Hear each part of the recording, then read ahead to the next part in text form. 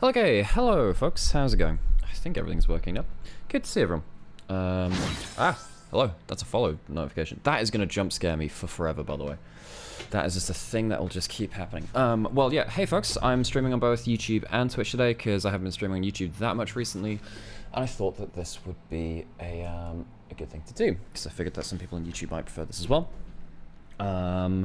So yeah, I figured today we would go through some of the games that we've seen at Worlds, and I figured since we had GT versus BLG, I figured that would be a pretty good series to come off on, because I think that's the one which a lot of people care about out of the recent games that we've just seen played in the last few days. So yeah, I figured why not? Let's just get into it, and thank you for the follow, Graphics as well. If you're on YouTube, I promise we'll be checking in on chat at some point as well. I know that YouTube isn't something which I've streamed on as much. I promise you I'm not just speaking to, well, I don't think I'm speaking to like a completely empty audience. They might just be on Twitch instead.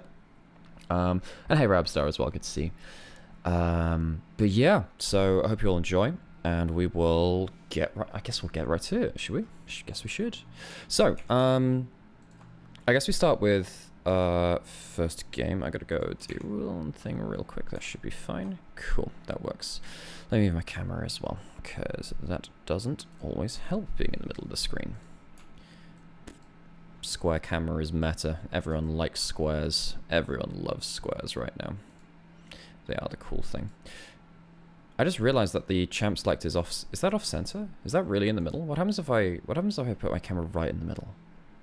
Center to screen, or center horizontally. Okay, it is just about. They got there. They got away with it this time. Right, okay. Let's go on with it. Let me just check that my pen is working as well. Oopsies, that is a couple of things I moved around which I shouldn't have done. Cool, that's cool. That works. Right, so this is game one of BLG versus GT. And hopefully you guys can get some value out of this. So going straight into draft, a couple of seconds in, and they've already gone through a couple of bans. So let's just talk about that already. So GT are on blue side, BLG are on red side. This is very important for this tournament of Worlds, because on red side, as you see from these bans here, these two champions in particular have been very, very, very powerful. Aurora and Yone, kind of just best-in-class champions right now, especially with Aurora being a flex pick between both mid and top lane, being a very safe mage with 3 dashes, bunch of team fight value, and very safe laning phases. So you can't really abuse Aurora that much. And then Yone being not a fantastic laner in the early levels, but fine once you hit like level 3, level 4, and especially post level 6, being one of the best side laners in the game, one of the best grubs users in the game. If you get multiple grubs, Yone just hops into turrets with his E, you can't really stop him auto-attacking them, and he can just like slowly whittle away turrets. And then of course Yone is also an incredible duelist and team fighter later into the game as well. No one's really figured out a great way to deal with Yone consistently in the tournament so far. The third champion, which I'm going to put on here as well, because this will become relevant in the series, is Skarner. Where is Skarner? Skarner is also very, very strong right now, because while I do think you can maybe leave both of these champions up and change some, at least you can trade powerful solo lane picks, and I think that there are other strong solo lanes which can do some things against them. You know, we've seen Jax versus Aurora do okay, and you know, I said that we haven't found answers which consistently deal with these champions. That's true. It's not easy to deal with both of these, right? Yeah, there's there at least is like, so you can at least trade these two solo laners, or maybe pick something like an Orianna, which is very good in lane, and punish Yone's early levels. Skarner doesn't really have an answer, so when you lock in Skarner, you feel very, very strong, because nothing really deals with Skarner. Probably the tankiest champion on the patch, because of everything to do with his item build. If he gets multiple heart seal stacks, he gets a bunch of HP. It does a bunch of damage, and anti-tank junglers aren't doing that well right now. I do wonder whether we'll see some Kindred into Skarner at some point, but even then, I think that Skarner can deal with Kindred, because Kindred does good against tanks, but also Skarner can drag you out of your ultimate and still catch you out of position if you misuse your Q. So I don't think there's a great answer to Skarner right now. I think that when you're on red side, again, this is an elongated point about why why red side is important. Worst matchup for Skarner is Gwen? Neither do I, thanks for the follow. Worst matchup for Skarner is Gwen? That I can actually see, Kira. I can actually see that. But then you have to play Gwen, which is no setup from your jungle and takes a long time to get online. It's much harder to play. Yeah, I think Gwen is a very niche pick. I can actually see that working because the point is anti-tank junglers aren't fantastic right now. I mean, you can sometimes... Matzo thinks that as well. This charm sound effect is going to absolutely do my head in at some point, but I really do appreciate the follows. You can keep following to do my head in, I guess. Yeah, I think anti-tank junglers are in a really weird spot right now. I think that Brand, Zyra, Karthus, stuff like that were really powerful at some point. I do actually think Shyvana, if you're very good at Shyvana, can also duel him as well. I know we're literally 2 seconds into this VoD, but there's a bunch of things we have to talk about right here, right? Because if BLG are on red side, and they're banning the OPs, obviously that means G2 can ban other stuff instead. They ban away Ahri, which is a playmaker, away from Knights, and they ban away one of the better laning and skirmishing champions than Ashe, who kind of opens things up across the board. Now I'm going to undo some of these yellow things. I'll leave those yellow things up there, or at least I'll leave the Skarner up, because the Skarner is important. So let's get through into this a little bit more and think about what the last few bans will be. So we did talk about Skarner, that's not banned so far, but the reason I'm doing this now is because it's kind of important for this draft. I'm here to chill and watch while calming down from my tilt. Well, I hope your tilt goes away in good time there, Matoy. I hope that works for you. Okay, so what's we got going? Thank you for the follow. So Callista taken away from Hans. I think that Callista opens up a bunch of things. I actually think this is slightly lower value when Nico is banned, actually, because Nico Callista is one of the strongest lanes that Callista can go to, but nothing is really working against Callista well once Ashe is gone. Ashe is very good into Callista, so I think the thought process from G2 here is if we ban the Ashe, we can threaten a first pick Callista and look to snowball through bot lane laning phase, as there are a bunch of good there are a good amount of Callista lanes. One of them is the Nico, but I think they realized that Knight on a playmaker and just picking into mid lane would have been a difficult thing, so they choose to ban the Nico anyway. A couple of just kind of mind games going on there. So the Callista last ban is obviously very important, but then Skarner is up. Now, this is game 1 of a best of 3. If you want to let through the Skarner once, that has some logic, but you're also on blue side. Maybe don't give up your strong blue side game for something like a Skarner. And instead, G2 lock in the Orianna as well. It is worth noting at this point, G2 has, with this lock-in, played 4 games of Orianna in a row, and they lost 2 out of the 3 before this. They won their first game, they played it against Weibo, and they lost their 2 games against T1. So this hasn't really been that important. And while G2 has taken some playmakers away from Knight, they've taken away some AP playmakers, I actually think Caps and Knight want the same thing from this tournament meta. They want AP playmakers. They want AP playmakers because they feel a little bit toothless on the Orianna, where they wait for someone else to make the play, and then they use the shockwaves as a follow-up. So, yeah, if you watched this game yesterday, you know what's coming from this. It's sadly a bit of a... Caps kind of defangs himself for this. It's a bit of a problem. To give an idea of how mechanically behind we are as a region, Bin has outplayed us, and it takes us back 20 minutes to understand that it's not a bug. That's a good one. I appreciate that one. Okay. Right. So, BLG, they lock in the Skarner. So this prophecy over here, it's not a hard one to predict, but that one comes true. We'll remove that now. So they lock in the Skarner and they lock in the Jax. So this is also a bit of a problem for G2, because if you think about the champions which are in meta right now, in fact, actually, should we... You know what I'm going to do? This might break the immersion a little bit. I'm going to go to Games of Legends. And this is a great stats website which can teach you some stuff. I know my camera's in the middle of the screen. But let's... move this down. Let's get ourselves a picture of what top lane champions are being played right now. This is at World's main event. So obviously the Aurora, very, very high power. Jax is very powerful, but then you have Gnar, Rumble, Renekton, Cassante. All of this stuff, Rumble may be the odd one out, but stuff like Jax, Gnar, Renekton, yeah, those ones really. These are the big pick top lane picks. They're what I like to call the jack of all trades top laners. They kind of do a bit of everything. And the problem is with the do a bit of everything champions right now is that all of them are sort of skill matchups against each other. You have Rumble, which does fairly well into Jax, but it doesn't always kill. You have Gnar, which does...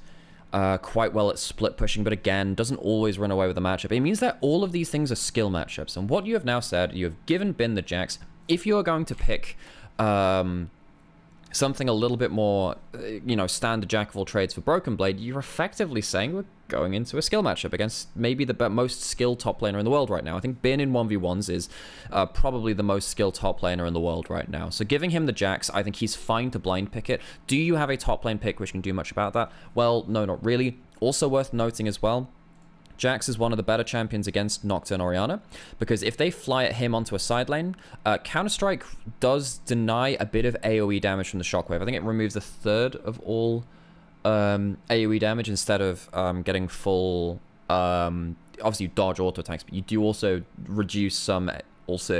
you also remove some AoE damage as well. You reduce some of that. So if you're jumping onto the Jax, that's a problem. And also, you don't really want to go into Jax in the first place.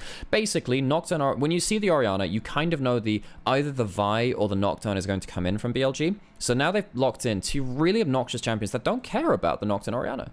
These two don't care. They don't care at all. And as we said for BB, he ends up going for like a jack of all trades champion, but now he's opting into a skill matchup versus Bin. 25 reduced damage. Okay, cool. Not 33%. I knew it was an amount, but still, 25% down on your burst combo means that, you know, I think you can use Nocturne Orianna versus Gnar, because Gnar can be very squishy and mini Gnar. I don't think you can use that versus the Jax. This is another important point to look, folks. It might take a while to get through this first champ selects, in case you hadn't guessed already. We've been, you know, on this for about 10 minutes, and we're 2.5 minutes in, so we're taking about 4 times the amount of time it would take to go through this. Nocturne Orianna was a huge combo in LPL at the start of the year. Around about spring. In fact, on day 1 of spring, I remember this because I flew out to Ireland to cast it. We saw a lot of teams like, I think EDG and RNG were playing it back then. They weren't great teams, but still. They were playing it because they thought it was this X Factor crazy combo where, if you don't know, when Orianna puts the shield on Nocturne and then Nocturne ults, technically Orianna can cast her ultimate range from outside the tether range. So if you say like Orianna's range is like this and she's a little pinpoint in the middle of it, if Nocturne goes Zubin right the way out of this and goes onto a target, if you cast your ultimate while he's in flight, you can kind of get your ultimate to trigger beyond your maximum tether range and go beyond it as well. It is kind of a bug. It's still in the game. But yeah, that's the combination. But the problem is, you need to kind of end the fight with that combo. And as we've seen from BLG, they've locked in 2 champions that don't care about your combo. And as we saw in LPL, because this is where the point kind of comes back onto itself, LPL saw a lot of Nocturne Orianna, and then they discovered ways to deal with it. One of the biggest ways they found was, and we saw this at Worlds as well, because we saw G2 played 1 game of the Nocturne Orianna, and we saw it a little bit in, maybe even saw it in play-ins as well.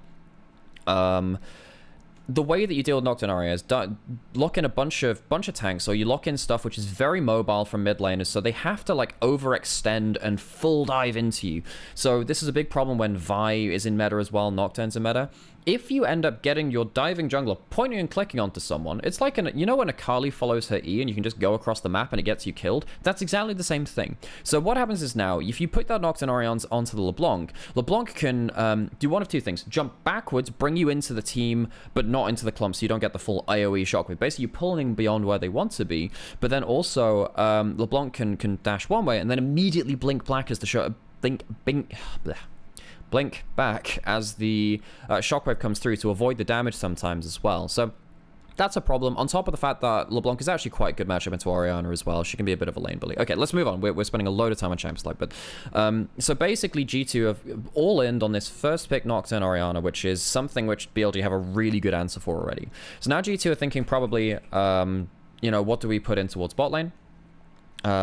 We probably want to deny Xayah, Ezreal, or Kai'Sa. All of those 3, really. Those are the defensive AD carries, because again, they're trying to find a target they can kill with their combo. Jhin is also not awful into this combo because he's very long range, and Nocturne Orianna can sometimes struggle to, 1, get vision of him, and 2, actually get within range to cast their big combo. So they banned the Xayah. I have to say, G2 might have been able to get away with... No, maybe you can't get away with the Xayah. Because one of the things is that if they lock in Xayah, we see this actually in Game 2 of the series. Not too many spoilers. But basically, Ezreal is very good into Xayah. because you can poke her and she doesn't build that much sustain, so you can kind of chunk her down. So as we said, there are a couple of extra kind of defensive things you can put in here. They go towards the Kai'Sa. Kai'Sa can play from long range at 2.5 items when she gets double evolve. She gets to go invisible, so follow-up auto attacks and follow-up damage can be quite hard onto Kai'Sa once she has E-evolve at 2 items. And then also she gets a big shield from her ultimate as well. All of this stuff makes it quite difficult to deal with the Kai'Sa. So G2 say, okay, well, Kai'Sa is not the strongest laning champion. Maybe they can go for MF Rel, go for a big combo, and they can see if they can punish in 2v2 against a Kai'Sa who's not the strongest laning phase champion. Then last pick for On, I think Alistar just gives you another champion that basically can't be hit by the Nox and Orianna. That's the... Okay, we sped up through draft through the end of it. We did it. We sped up a little bit. But that's basically the logic here, where you... I'm gonna get jump skipped by that. So good so much. Jabruda, thanks for the follow. So now you look at this combo from BLG. Who the hell do you use your Wombo combo onto? So Nocturne Orianna, as we said, very, very good combo. If you find people unawares and you're against immobile carries and they're squishy, you can end the fight in a single combo. Very, very powerful. You don't get to kill these two. You don't get to kill this guy. And even if you can find an angle onto LeBlanc Kai'Sa, it's very hard to find angles onto LeBlanc Kai'Sa because also Kai'Sa can go Seekers into Zhonya's later into the game as well, and LeBlanc is very, very mobile. Kai'Sa has a shield, goes invisible. It's not easy. So basically G2 need to find really, really good angles for their combo. Very hard to do so. So BLG also, by the way, this is on like a more kind of like nameplates level as well. Bin's most comfortable champion of all time is Jax. Knight, one of his most popular of all time, is LeBlanc. And then Elk, probably his best champion of this summer, has been Kai'Sa. Yeah, no, I'll stand by that. I'll stand by that. Yes, Knight on LeBlanc can also go Zhonya's as well. That's right. That's a good point, Matto, as well. Probably at 3rd item, same kind of level as kind of Elk can get that around 3rd or 4th. So if this game goes late game and there are Zhonya's, you can't do much. Also, by the way, Jax can go Zhonya's as well. So all of your big old combo isn't going to do very much here, is it? So yeah, so there's a bunch of problems here from G2. So they probably need to brutalize bot lane 2v2, which can be quite hard because Alistar into Ral is still a very competitive matchup. And that can be a problem. Yeah, Dark World, that is... Also, hey, Dark World, how's it going? Yes, that is a bit of a problem. Pretty much everyone on BLG can go Zhonya's, and it kind of sucks for people. Right, let's get my camera down here, and we'll watch a bit of this on 2x speed, and we'll see how much we can get out of this. Let me just see if there's anything in YouTube chat as well. Nope, not just yet. By the way, I am vaguely keeping an eye on YouTube chat. As I said, I am streaming on both YouTube and Twitch today, so if that is something you have a preference for, you can watch on whatever you want. So yeah, that's a thing. So this is the thing. So BLG have not, well, LPL have not been great at level 1s, and BLG have not always been great at level 1s. In this game, it makes a lot of sense, though, to lane swap for the first few levels of the game as your bot lane, because even though Jax versus Nara is fine in a 1 versus 1, we do know that the bot lane of MF can be quite dangerous early on as well. So we are getting the lane swap, which is meant to bring Kai'Sa up to level 3. This is another point as well. I won't go too in-depth into this, but this is a big problem which I had with people's prep towards this tournament. A lot of people thought that lane swaps are gone when you got less gold. We'll quickly change away from this. Pause this so we can get towards this. Lane swaps aren't about tower gold now, and they haven't always been anyway. Some people got a lot of gold out of towers, and that's fine. That's okay.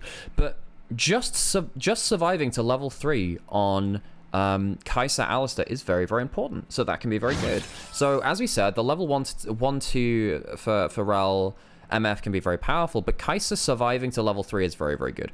Also, when you're on a lane swap, this is another reason why Jax is very good as a champion right now. In level 1, Counter-Strike, as we said later into the game, it can really make you very hard to kill. At level 1, it is a one-hit wonder, which is absolutely insane for that. So, Bin versus Broken Blade in terms of that matchup, you're obviously not getting the early level 1, which can sometimes go Jax favored, but Bin on a lane swap can do completely fine. Oopsies, I accidentally unmuted it. It's not very good for me trying to speak over it, I guess. So, as you can see here, what happens with G2 here? What happens with G2 here? Because we get the teleport in. Hans walks beyond the wave. The wave's in already. Bin manages to get the wave down, gets to level 2 here. So now he gets leap strike, so he can get out of some extra ability as well. They get decent damage onto him, but he counter strikes anyway. And Bin gets a free ride to level 2. This is one of the problems with Nocturne, actually. Nocturne doesn't dive at level 3 very well. Skarner does. because he can ram you into the wall, and you actually got pretty good... Nameless, by the way, thanks for the follow. I missed that one earlier. So, Skarner is better at early level dives than Nocturne. G2 go for something here. They tank up some damage with Mickey with Aftershock, and then his shield as well in the crash down. Yikes, half HP doesn't respect On being on here as well.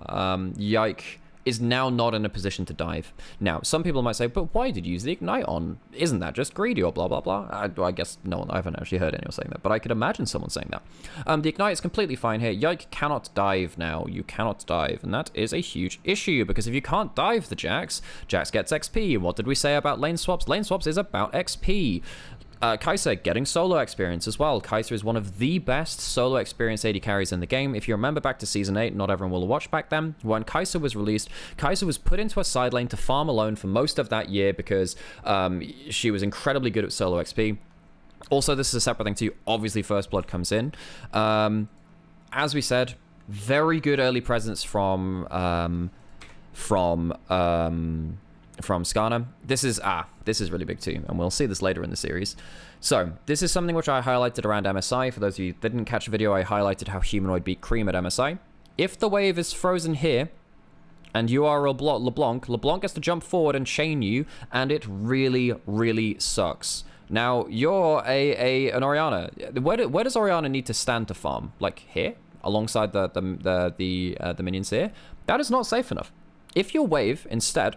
just to bring up another line. If your wave was straight in the middle of this, Orianna could stand maybe about here and then walk backwards. Obviously, Caps is running backwards now, but the problem is Knight has frozen out this wave, or at least got the wave into a good spot, where Shun gets to come into mid lane, gets an easy wall slam, and there's a chain into it as well, because LeBlanc is very good at either setting up for ganks or for chaining as well. Really good lane positioning from Knights. This is something which people forget. In lane swaps, because the map gets weird, because one jungler is pushing up very heavily this way and the other one's pushing up this way, it kind of means that in lane swaps, everyone can run into mid quite easily, whether that's a jungle or a support, because one side of the lane is obviously very, very easy to push into. In this case, it's BLG pushing in from top side, and then from G2, it technically would be from bot side. But because Knight has also set up the wave, it means that Caps is left in a bad spot. He should flash, and he shouldn't die here. That is greedy, but still, the fact that he would have lost his flash would have also been very poor.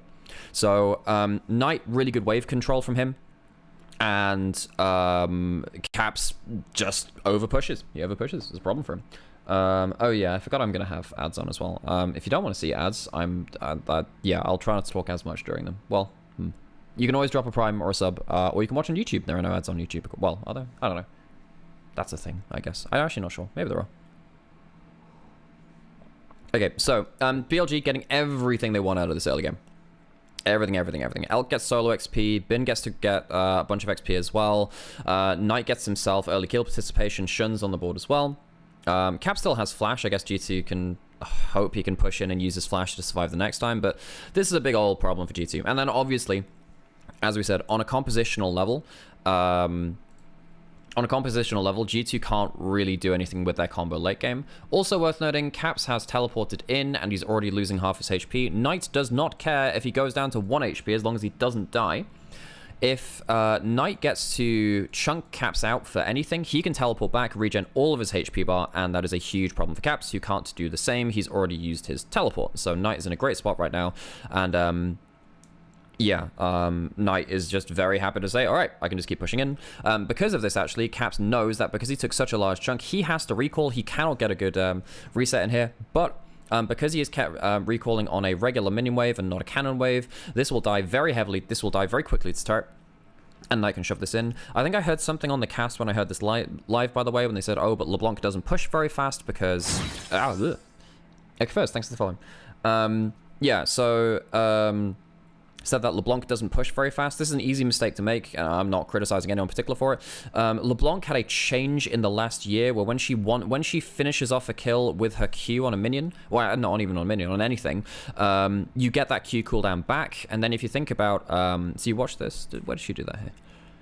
So you'll notice Knight here puts a Q on one of the minions, I think. How does she? Oh yeah, you see it right there. It just helps you like push things in like an extra second or two fast. It's not always the biggest thing, but particularly in early levels, it means that LeBlanc has to clear through minion waves just a little quicker. Right here, it means that Caps misses an extra 1-2 minions, maybe. something like that. So Knight managed to get himself a good amount of pressure early. And he gets himself a really important lane item. Hextech Alternator, the Hextech Triangle, as I like to call it, is really, really broken for lane, especially on LeBlanc. You can then get significant poke with just a Q. So you can hop forward, press a Q, and by the time you kind of go in, it's kind of doomed after that point. Really good bush bait from On. I know we're talking about other things, but On basically just sits around here and gets a really good... Let's watch that again, actually. Watch that again. Because Shin walks in for... Wait, do they... How the hell does On get in there? Let's watch the minimap. How long has he been sat there for? What? How long has On been sat there? Are you kidding me? Has he... When does he end... When does he start in that brush? So he's recalling now. So Jax goes to recall. They reset their lanes. Maybe G2 think that he's just... What is On doing? What has On done? How has he done this? Does he get into the front brush from this? I mean, On is actually just a psych. This is so funny. Are you kidding me? So he manages to get into the front bush by hugging Vision there. But, like, where did G2 think he is? Do they think he's in one of the back brushes or something? Maybe they just don't think he's in the front bush like that. So they don't know he's in this brush, because he's been sat here for a minute waiting for this. Shin comes down, and they just kind of leave that. On doesn't show himself. Mickey and Hans then go in, and they discover him there. That's ridiculous. Like, who sits in a brush like that for a minute? Who does that? Huh? That's insane.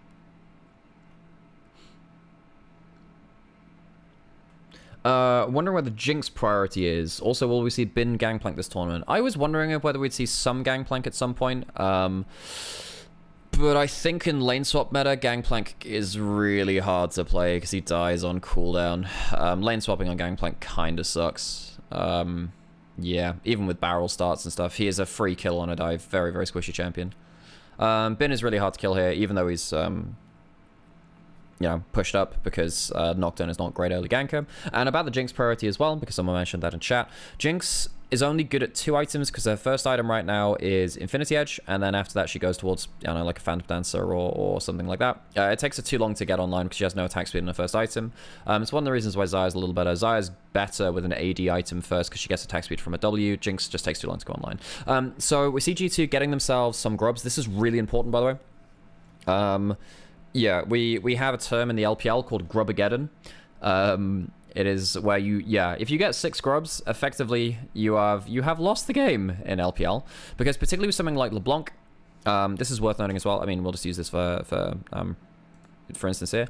When LeBlanc is in a side lane, she gets to jump forward and she can auto attack a tower or trade you under the turret. She's very good at bullying out in side lanes, but she can also apply the grub buff, which is of course a DOT, damage over time, which affects towers, without you really stopping her. Yone is very powerful for this reason as well, because they can both hop forward with various abilities and they can pop back without really getting punished.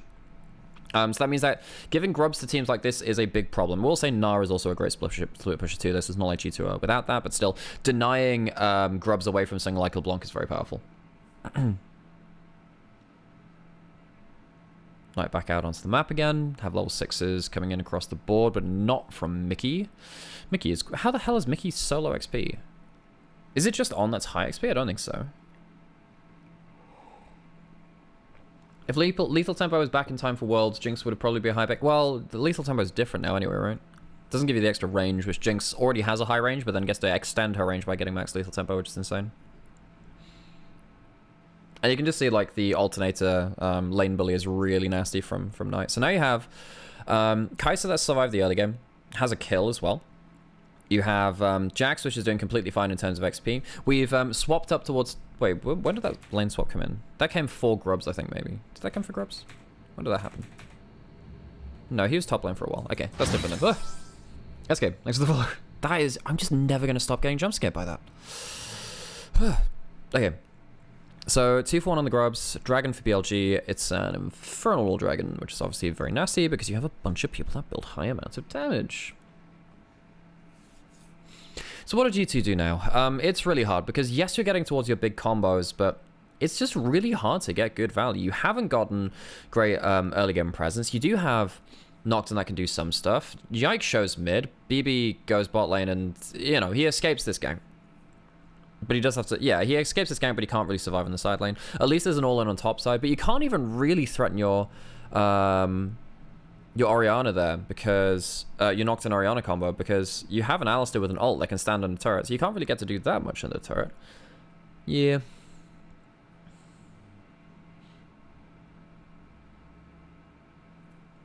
Tank should attack the turret and let Ben kill him. I think best you do is get flash. I think you get flash, and I still think, yeah, I think that it's quite risky, because then also I mean, you do know that Ike's not going to be there, but Caps also could have teleported at that point, so I don't think you really can do that. If you go too far, then Caps teleports in and you die, I think. Grub's coming up now, and you do have pretty much everything important for every team. Okay, let's slow this down, because this actually might be quite important. As we said, Grub's really important for both these teams. If you get 4 Grubs, you do unlock the Might buff, which is still really big. Giving 6 Grubs is, of course, like, pretty much game ending, but 4 Grubs is still bad enough. So what happens here? You don't have level 6 on Mickey, and you do have an On. I don't think you can win with a level 5 support. So Smite's used by Shin for the first one. Wait, this is an important thing. This is actually an important thing, too. Shin has 2 Smite charges, so he uses the first Smite on the first Grub, and he waits for his Smite to come up. Now, for the second one, they won't burst them down too heavily until they know that Yike can't steal it, I don't think. On goes in, he has level 6. Was that the Shockwave? No, that wasn't. No, that was Umbra. Okay. So, what happens when Knight's cooldowns here? Okay, that's 2 there. Elk doesn't have flash now. Okay, so GT do get 1 for 1, and they stop the 4 Grubs coming through. So what happens here? Even without level 6 on Rel, how does this happen? Because this isn't a bad fight for G2 considering. So On's tanking up the start. Mickey goes down. I actually wonder whether BLG went a little too hard into... So there's a Shockwave which comes in here as well. The Shockwave comes into this clump, and that forces Elk to defend Flash in a really bad way for him. So yeah, this is really good from Cap. Well, I think this is really good from Caps. Because Gnar is actually coming in from this direction slowly. He's coming in there, and the Shockwave is positioned so it will catch Elk if he flashes this way. So he must flash back somewhere like this to avoid the bullet time and the Shockwave. But then effectively he's then died at that point. Knight gets... What happens when Knight's cooldowns? So Knight kills Mickey here. Could Knight have positioned better? He uses his hop back a little early, but I don't think that changes that much. So he flashes out of the fear. This is not a bad fight from GT. This is not bad. Shockwave misses, but well, it does hit Shun, but Elk ends up flashing out of it, so that's fine. Good headbutt away from On. They get themselves a 1 for 1. Kill goes on to Knight, which is a bit problematic. LeBlanc with gold is pretty nasty. And this is the other thing. Obviously, we did say that Gnar came into the fight at the end of it, but you've given over a bunch of plates towards Bin, so Bin is still pretty happy with this overall start of Fez. Eventually, if what was I going to say? Eventually, if Jax gets enough gold, the end game kind of ends through him, so yeah. Quick question, if I want to improve my weak side play in solo queue, would it be beneficial to play Ornn and Gragas? Yes. I also think that Jax Cassante are also fine with that. But you have to understand, well, you're not going to get lane swapped on in solo queue, so that doesn't matter as much. In terms of weak side, it's just knowing that you can safely farm, but get value out of a game, right? And also, like, yeah, but at that point, when you're in solo queue, you have to kind of figure out your own drafting in solo queue, which is a bit of a problem, which is not the easiest thing. Okay, so first items coming in for both teams, but BLG hit them slightly earlier. This is a thing, by the way. Hex plate first for Nocturne. I actually think Hextech is a mistake here, by the way, because Hextech gives you more ultimates, which is kind of nice. I think you need to go Stride Breaker here on Nocturne, though. And the reason I'm criticizing this now is that you never build, really, Hexplate and Stride Breaker in the same game. You only build one of them. By not going Stride Breaker, it means that you lose a lot of kill threat onto the 2 targets you're already struggling to kill, but it's very important you get some value onto. Because what Nocturne would really like to do is ult in onto a target, and then if you hit Stride Breaker, there is a chance that you can flash follow and kill them. Maybe, because the slow is really important on killing ranged champions. Hexblade gives you more ultimates, but the problem is if you're not doing anything with those ultimates, you're still kind of screwed. Now, you might... Yeah, maybe you're just trying to get as many ults out as possible. I just don't see them being that valuable. Slow this down because I think this is a big fight again. You do have level 6 from Mickey. Any teleports to use? No, Bin doesn't have one. Alec doesn't have Flash, does have Cleanse. Ah, then Hands gets caught. Yeah, that's a problem. So a lot of people will criticize Hands for not using Flash here, but I actually don't think there's much he can do. So is Orianna in position? No. Yeah, your Orianna's not in position, so you don't have Nocturne Orianna. You just have the Nocturne here. BB also doesn't have... Ah. Yeah, that's a problem. That's a problem, because I think G2 in any situation here is gonna be in a bit of a weird spot. Alistair has ultimate. You don't get to kill him quickly. If you don't kill him quickly, Knight has time to teleport. So even at best case scenario, you're 3 people versus 3 here, and then 4 because Knight is also in the area. He could teleport, or he can just roam down to the river as well, because he can use maybe Mimic. He doesn't have Mimic right now, but that's a problem. And you don't get to play anything very quickly because you're into 2 really tanky people. So the problem here is if Hands flashes... If he flashes, you get flash ulted by Skarner anyway. So if you flash away from the wall stun, you die anyway. So I actually don't think there's much that Hands can do here. And I'm pretty sure that G2 know that they've lost that fight. You'd rather just save the flash from Hands Sama. So that's just a... I don't know why they're looking for this. I really don't know why they're looking for this. Because I guess On doesn't have his cooldown. It doesn't have his... Maybe they just didn't spot Shun. They are in their own jungle, but yeah, you shouldn't be looking for anything like this, because obviously the other part of this too, which I kind of glossed over, you have both of your side laners and the Nara and the Orianna showing on different side lanes. BLG know they will have a numbers advantage. Even if they don't see Shin though, I think it's really it's really dangerous to be looking for that kind of, well, even looking for that kind of short play. And that's also one of the problems with Skarner, where much like Rek'Sai, they just turn up out of bloody nowhere. They just become very, very dangerous around terrain. And then Cat's showed on bot lane anyway. He's in a little bit of trouble. Does he die? I don't think so. Yeah, so he flashes. He loses his flash, which is a bit of a pain. But you don't have teleport. You don't have flash. BB's getting some value elsewhere. Oh, this is not a bad response from GT. So you don't have teleports coming in elsewhere. What is Knight Overstay here? Is he trying to... What's he trying to do? Trying to hit turret? Or is he trying to stop a recall? He might be trying to stop... What does he do here? Does he use his W though?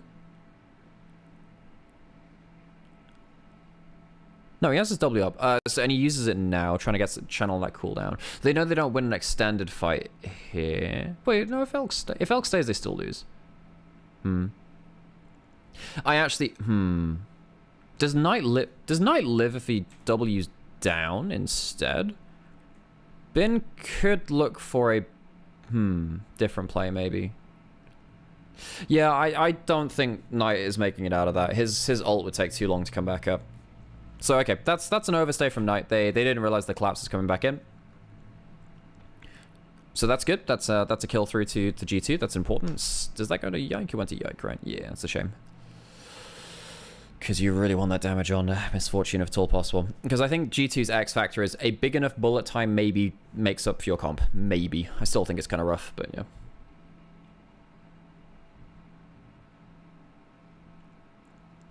Okay, so moving into side lane now. They get themselves first turret. That's not awful.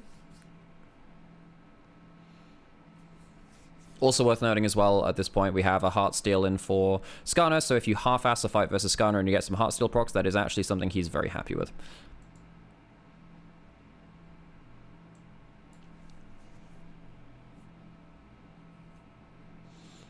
What else can we get from this?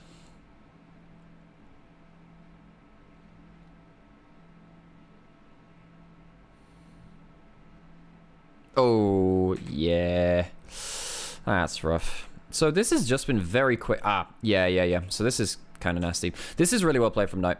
Well, they sit. Look, so they see him moving down this way, and they have vision on him pretty much the whole way. But he has titty boots, And he has the Monster Energy Blast Cone, which you probably can't say on broadcast because they have Red Bull as a sponsor, and they'd be competing sponsors. Yeah, G2 just really disrespect how quickly LeBlanc with the Store and the extra Blast Cones from Chemtech Rift can get across the map. He falls into... Wait, where's it? Does his Mega just fall off there? What happens? No, he's not Mega for any of this. So he's pushing up bot side. Caps is on top side. He doesn't really want to teleport. Rel's off the map.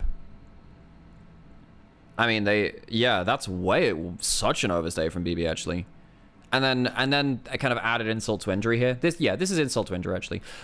Much like against Poppy, you do not want to be stood in kind of like, you know, this kind of area. If you're in this kind of area, you get wall stunned and you died. You have to kind of be, it feels kind of counterintuitive, but if you're stood here instead in this kind of middle area, you don't get wall stunned, and while you are closer to the enemy, you are safer because you don't get wall stunned. With Alistair, it's not quite a wall stun, but basically it makes sense, right? If you've seen enough Alistair play. If Alistair headbutts you in this direction, you can't fly off the map. You'll just end up on the wall here. You'll just end up on here. Which means that he can space out his W and his Q, increase his CC cooldown. Means that Knight gets a guaranteed chain, and the flash comes through. It doesn't matter. Shin's here as well. Of course, we talked about this with the Skarner as well. Skarner being able to run directly through walls and make it into plays really increases the amount of threat he has too. He's very quick at making across the map. So G2 just really, really misread the timing there. Gives Bin an opening to go into a turret, so he's going to get himself a turret in response to... Well, I mean, they already got themselves a top turret too. But yeah, Caps gets himself a bit of damage on top side, but still, G2... giving extra gold over to LeBlanc and also gold over to the Jax as well by kind of opening up a lane for him is a bit of an issue. It's a huge issue. And as we already said, it's already hard enough for G2 to use their combo. If they fall behind, it just makes it even worse. Mickey's now caught out as well because they're behind on the map. BB went back towards bot side. He could have teleported in. So Mickey loses his flash. It's a bit of a pain. Herald mid. You lose mid lane turret now. And yeah, I actually don't know what you do here from G2. This is a very difficult scenario to be a part of because you don't have a good answer towards LeBlanc in a side lane. You have really good gold going over towards the three carries of the team, and as we said, eventually you're going to reach a point where they have Zhonya's and you can't even use a combo on them, which is rough. It's rough. Yeah. Caps is getting decent farm from side lane. He's getting into side lane turrets. Sadly can't kill the turrets, but yeah. Imagine how bad this would have been if G2 lost that grub fight, by the way, and they gave the might buff over. This could have actually been even worse. So credit to them for not giving all the grubs over to BLG, getting 2 out of the first spawn and then 1 out of the second.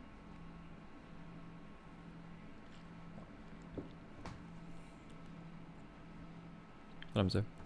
Slow this down. This might actually be a big fight. Ah, yeah. Oh, I remember this fight now. Yeah, okay.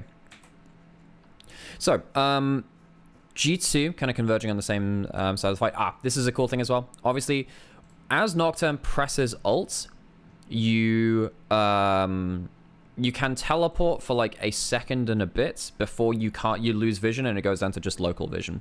Knight manages to press his teleport key before the ultimate comes down. It is, however, on the it's on the control ward here. Now, yeah, maybe if he teleported here it'd be better, but I guess when you've got a second and a half or whatever to think about it and then press it, yeah, it's rough. And what we have seen as well, particularly from BLG, because they're very quick at pressing teleport keys, is typically they have an idea of all the wards at one point, and they kind of just they're thinking at every moment, if I have to teleport, where should I teleport to? So they teleport in here. Knight has flash, has teleport, obviously coming in now. But he was also doing it onto a control ward. Because it's onto a control ward, you can see it being channeled in the bush.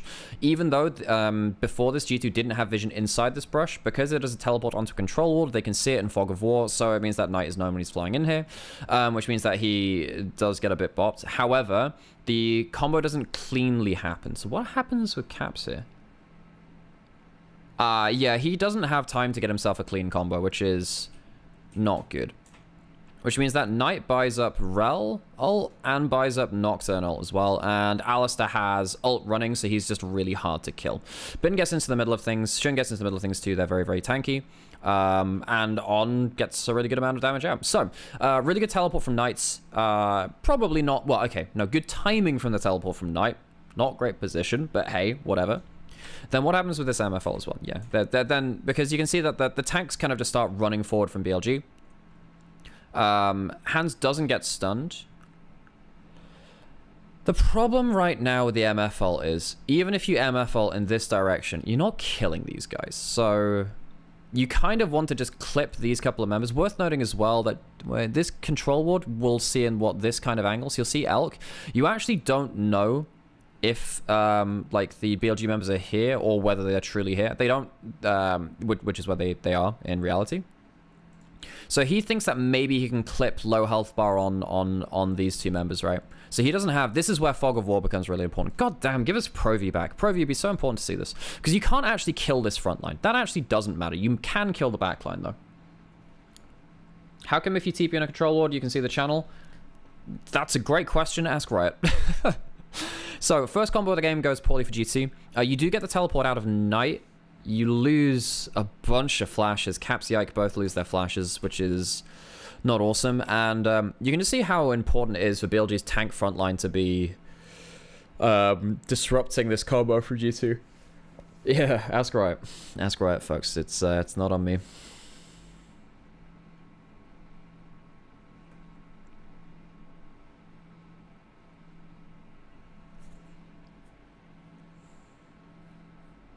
Oh yeah, we have Adslaw.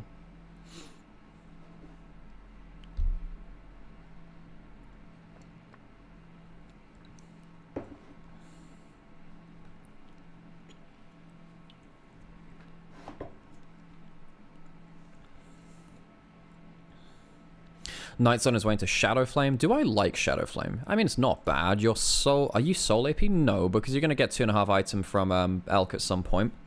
How many Merc Treads are on the other side? 2 right now. With Yike building some magic as well. So Shadow Flame is meh in terms of the magic pen, but it's okay in terms of the execution, which is alright. And as we said, one of the big problems you're going to get for G2 is when Kai'Sa becomes hyper long range poke bot with the AP build, which is pretty huge.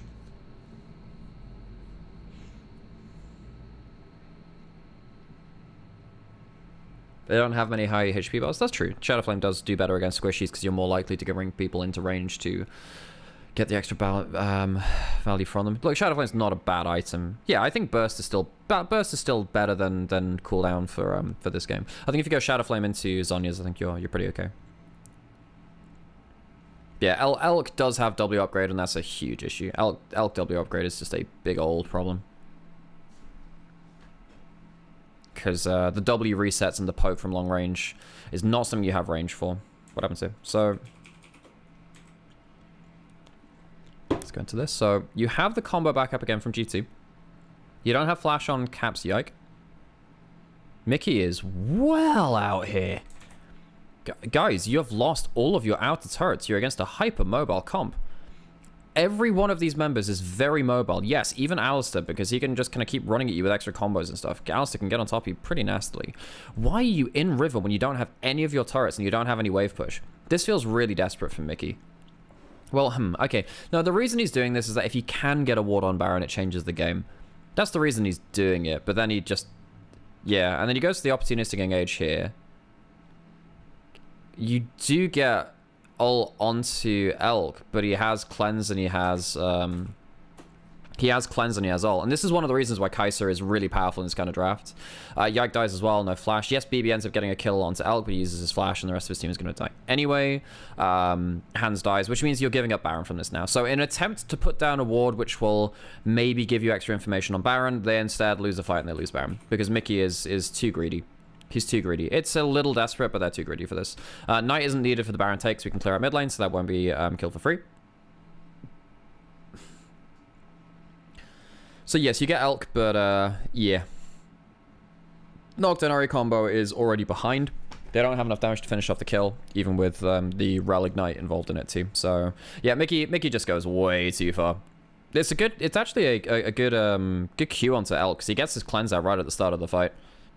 And actually, the flash isn't great from Elk either. So yeah, Elk actually misuses his... He mispositions and a little bit misflashes as well.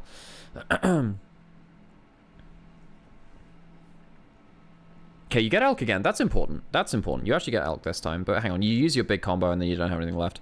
Yeah, so G2 are getting the first target, but they're not getting multiple after this point. This is just before you get to, you know, like we said, multiple multiple kind of like Zhonya's being completed by BLG. Yes, they have now Nara in a side lane, but they don't have any consistent damage with... I mean, MF just doesn't have enough damage to kill these two tanky frontliners. They also don't have enough flashes. Caps gets caught. Yes, he does end up kind of going forwards, but yeah, even with the flash, he'd edge.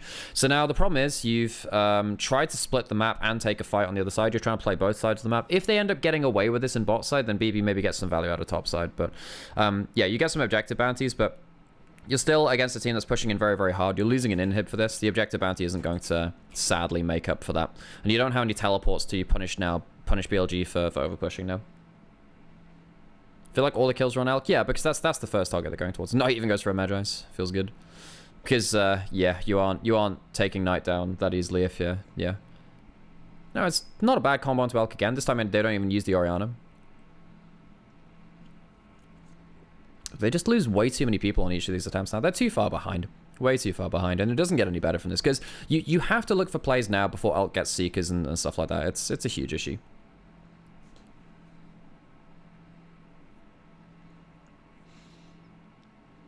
And also, that's without even mentioning the fact that, you know, Bin Shun are very, very tanky. And they can also kind of just carry the game. Probably can skip through a bunch of this game now. I mean, you're on soul point for BLG as well. Seeker's in for Bin, so that's one person you can't shockwave very easily. And G2 at least got some objective bounties, so they got some gold back, but I don't know, man. So hard. You can't catch Knight ever, really.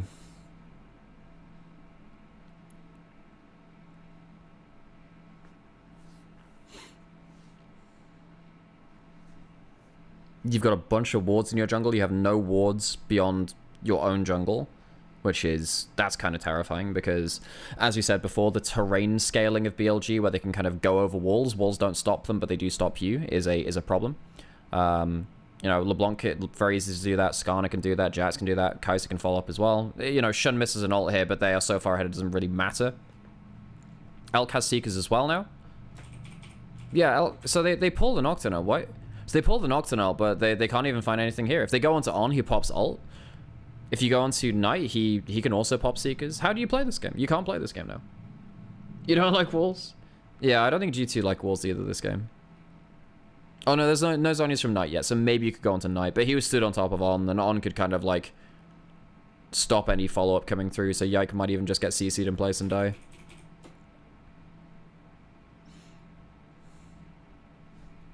Yeah, really good map lockdown from BLG with a bunch of different kill threat. They're shadowing each other pretty well, though. They're making sure that no one's like left out on their own to the Nocturne Orianna. And you do have Hexplate. Hexplate does help you get that ultimate off cooldown more often, but it's just not impactful ultimates. This Nocturne is just not working for G2. It's just not working the way they want.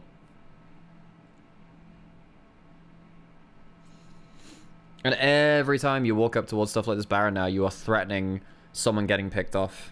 You have the Kai'Sa W as well, very, very powerful. Knight can also potentially look for some poke as well. I will say G2 do have teleport advantage right now, which is why maybe BLG are trying to just kind of hang around in around the mid lane and keep G2 honest, basically, and say, right, you have to stick around in kind of stick around in mid lane, so you can't use your teleport advantage. Because if G2, so the threat now for BLG, not that it's the biggest one because they're so far ahead in terms of gold and they have a bunch of extra defensive items. G2 do have the global advantage. Jax doesn't have teleports still, and he's soloing down Dragon. G2 do have teleports, but they can't really send BB to a side lane in the same way. Really good poke from Knight. Yeah. Yeah, that's nasty as hell. Yeah, Spell Shield isn't saving you completely there, and now his shields do be gone. W upgrade from Elk doing extra value, and the Monster Energy Blast Cone strikes again. Hands gets punted right back into a Skarner ult. Yeah.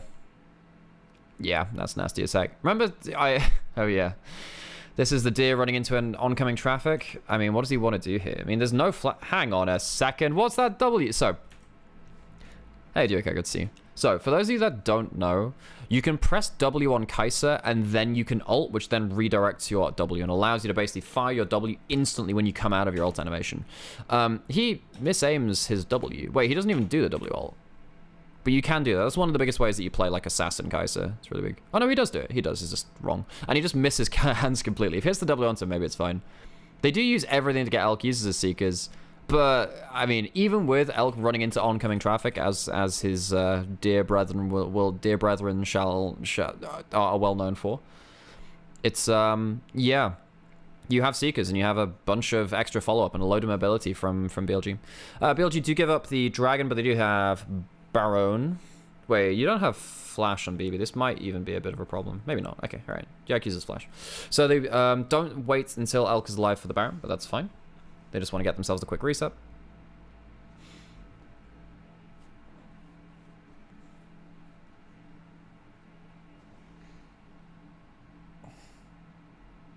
I mean, Elk really wanted a fight to happen, huh? He really wanted that.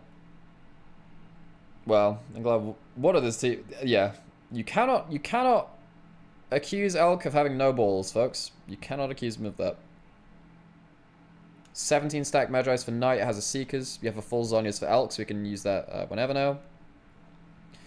Bin is pretty much going to solo end the game if he gets a good fight as well. Yeah, I think that Nocturne Oriana is not a... You have plenty of answers into it. You can definitely counter that.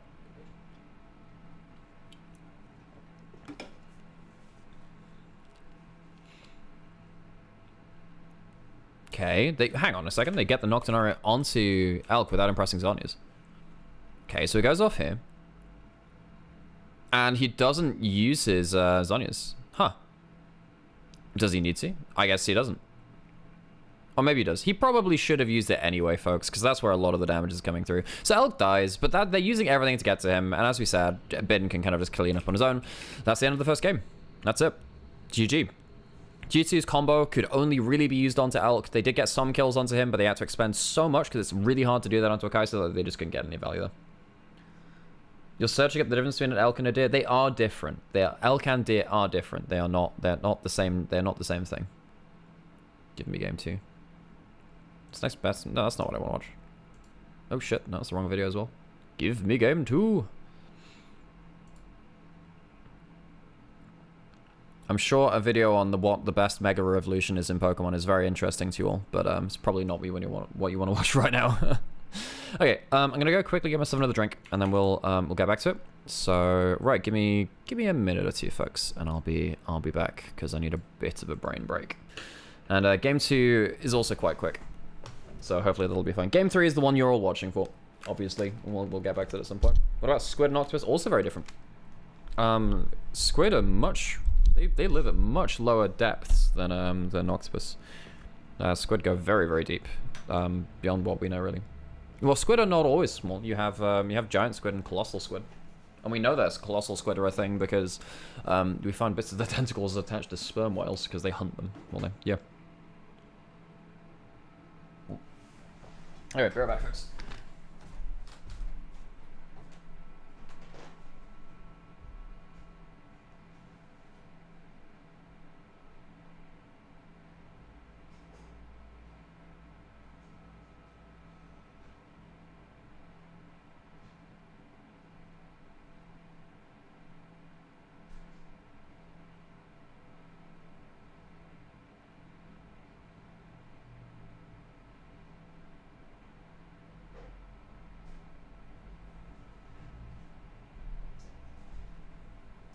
And I'll run ads now as well, so you don't have to get that in-game.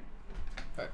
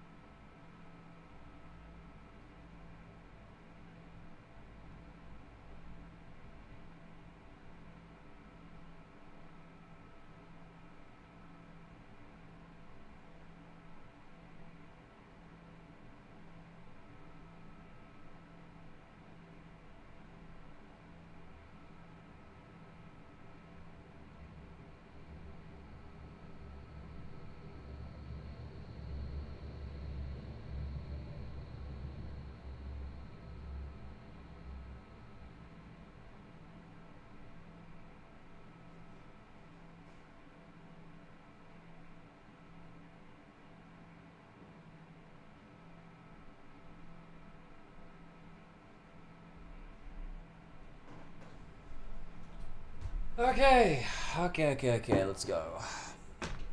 Let's get back to it. Right, back into draft we go. Actually, I'm going to keep my headphones off for a bit. Because... Oh, so, cuttlefish. Ah, yes. Remember the cuttlefish. Pirates of the Caribbean told me about them. Okay, let's get back into it. Game 2, GT BLG. Let's go.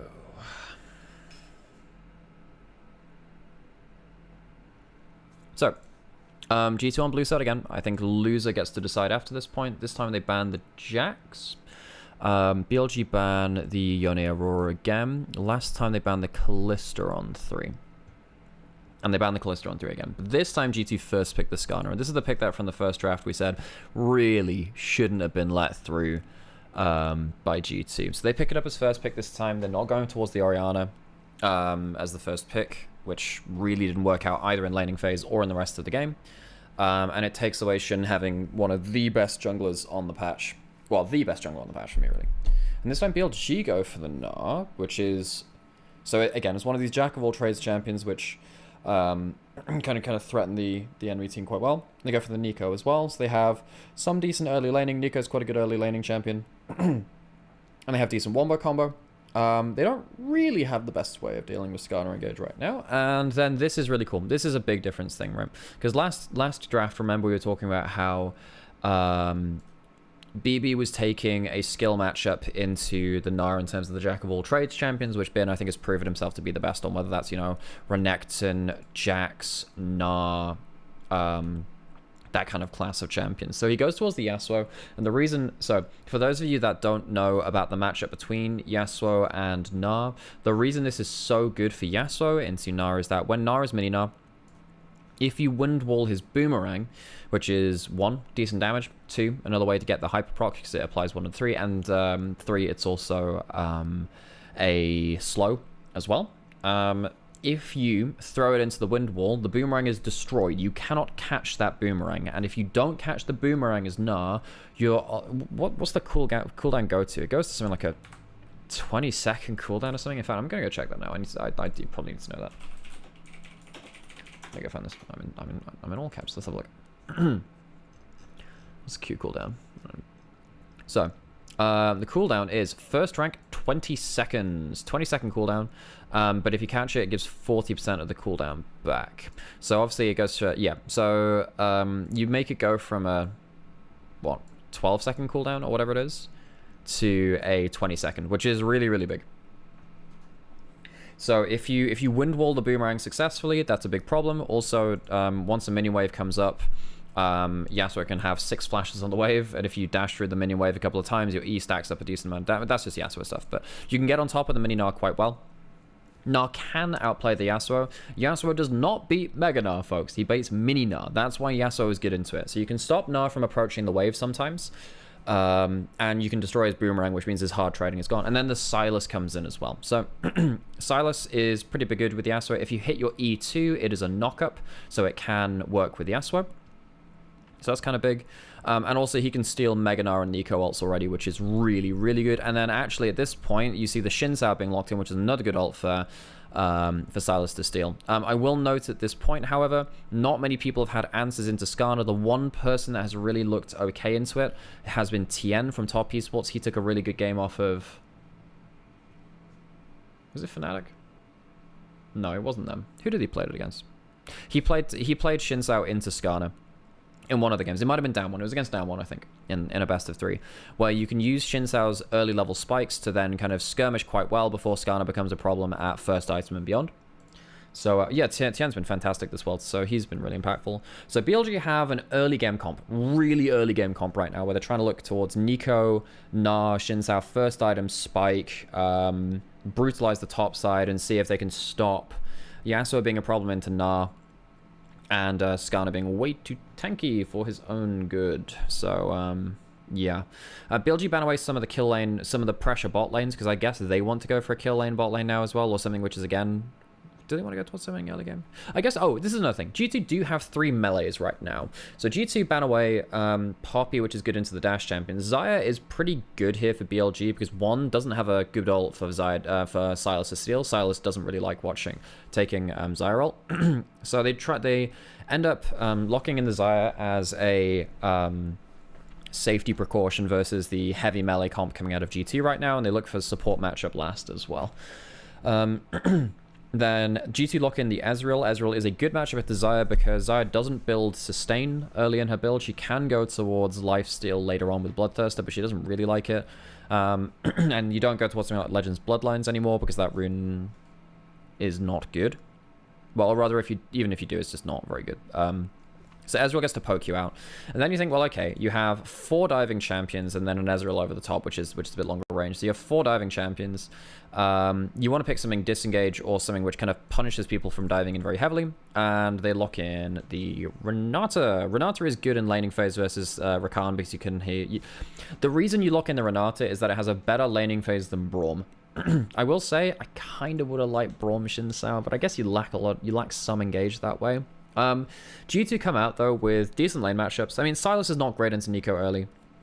Hang on. Yeah. Yasuo is good into Gnar. Ezreal's good into Xayah. Rakan does struggle into Renata, but he's fine just kind of walking around the map. Also, he's a knock-up for the Yasuo. You have 2 knockups on your team. You have Silas, E2, and you have Rakan. I think I heard someone mistakenly say that Skarner activates Yasuo ult. That is not true. I think that Skarner...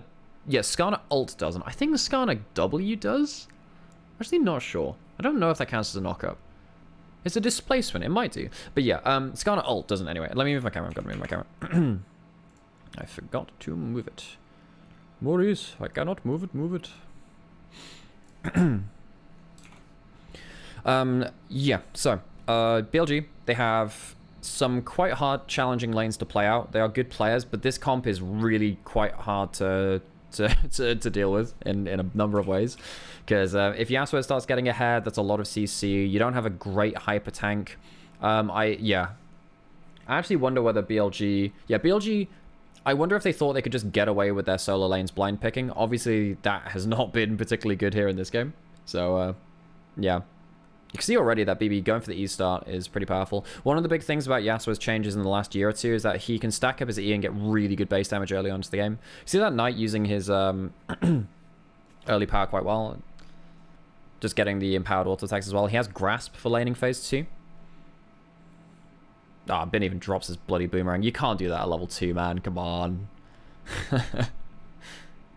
Yeah, not good early lane versus Caps. Silas really does struggle in a lot of early lanes. This is why you don't see that much Silas. Silas does struggle for the first few lanes.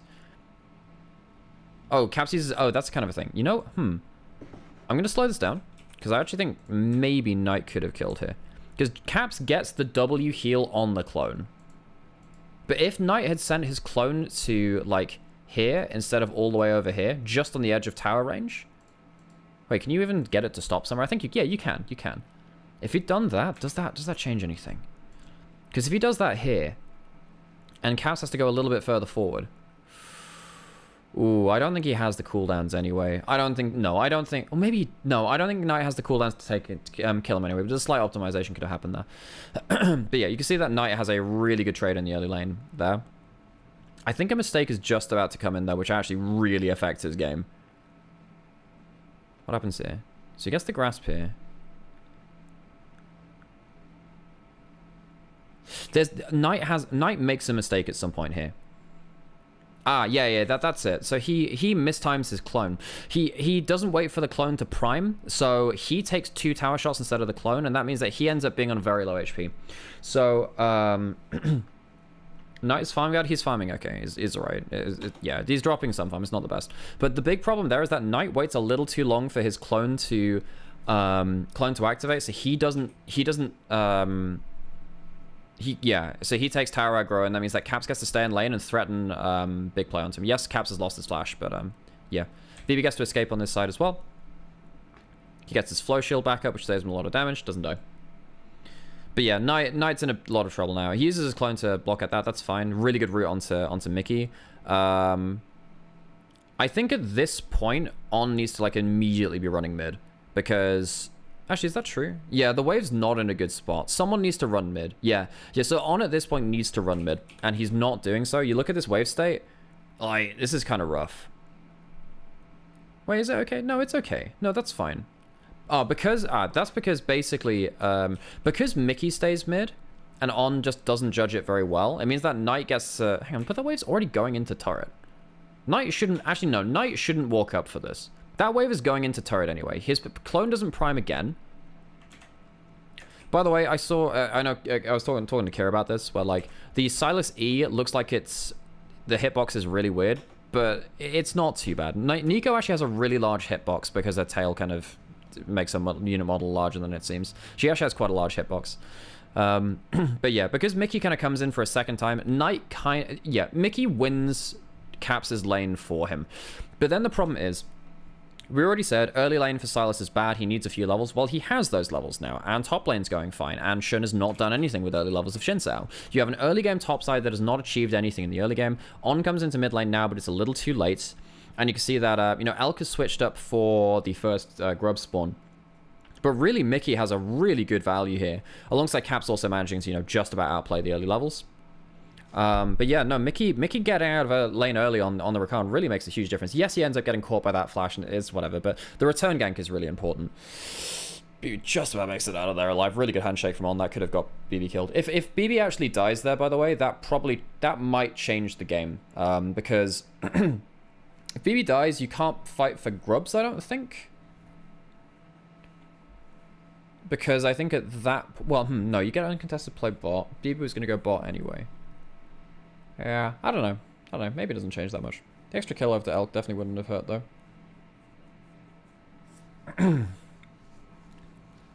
BB's being a real nuisance at this point, man.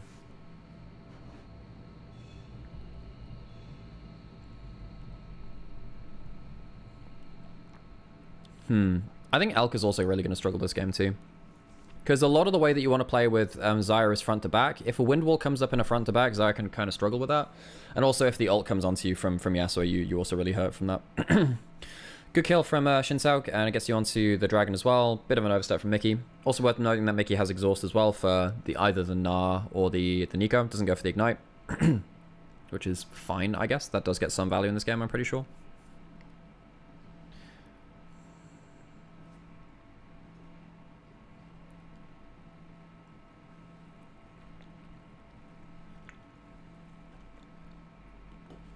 Yeah, I think I was hearing some people talking about the Gnar Yasuo matchup in terms of like, well, Yasuo can just always gap close on the mini Gnar. That's true to an extent, but the real thing about the mini Gnar versus the Gnar versus Yasuo matchup is that if you destroy the boomerang with your wind wall, he really can't trade back onto you, and you can just kind of win auto trades against him. What a gunk in my throat. Blech. Okay, stolen ult for stolen ult. Doesn't really mean that much at this point. Flash out of Caps. Not bad trading from Bin. Bin is actually doing pretty okay in the individual matchup, because this can be a bit horrid. You kind of expect Yasuo to get quite far ahead of stuff like Gnar. You can also see Yasuo being quite good against Twisted Fate top as well. We saw Twisted Fate top be kind of countered by Yasuo because of similar kind of thing. You throw the gold card and he just kind of screws you. Also, ADTF doesn't really want to put points into Q early, which means he can't break his flow shield from range, which means that every time he goes in to dash at you, he has an extra bit of HP from his flow shield. Knight's going for Leandries, which is... Man, what is up with the gunk in my throat? Blech. Yeah. Let's talk about this, because this is second grub spawn. Elk and On do not position particularly well in regards to each other multiple times this way. You shouldn't be that stacking like this. Yeah, I mean, it's a Rakan. If he goes in for a double knockup, he has flash, he has ult. There is... Yeah, that's kind of greedy. Maybe you think that Yasuo is going top to answer top lane, but there's just no reason to be going into that kind of angle. Does Elk position poorly here as well? Oops. What is this? What? Let's go on to this again. Slow down. So the knockup comes through. You try and get the root from Elk. I think as soon as you're about to get hit by that ult, don't you? I mean, you don't want to waste your ult for nothing, but the CC chain is insane. So the Z axis, the non-existent Z axis, really doesn't help here. Could Elk position better here? I mean, Elk... I think Elk really wants to be going back kind of this way. Nice build this game is criminal. I mean, he's against a bunch of HP builders. You're getting Stride Breaker from this guy, a bunch of HP from this guy. Silas has a lot of HP in his build nowadays. It's not like... I actually think Leandry's is, like, not awful, but yeah. I don't love it either, because you don't get to slow burn people in this game. You probably do need to be bursty. Yeah, no, actually, you probably should have still been burst, because Alternate is also pretty good for laning phase. Yeah, I think that maybe Elk played this just wrong, actually. He ends up separating himself in the wrong way. On also doesn't get to use his ultimate at all. I mean, if you going up towards Bin is probably also not the play. Yeah, good ult from Capstead still.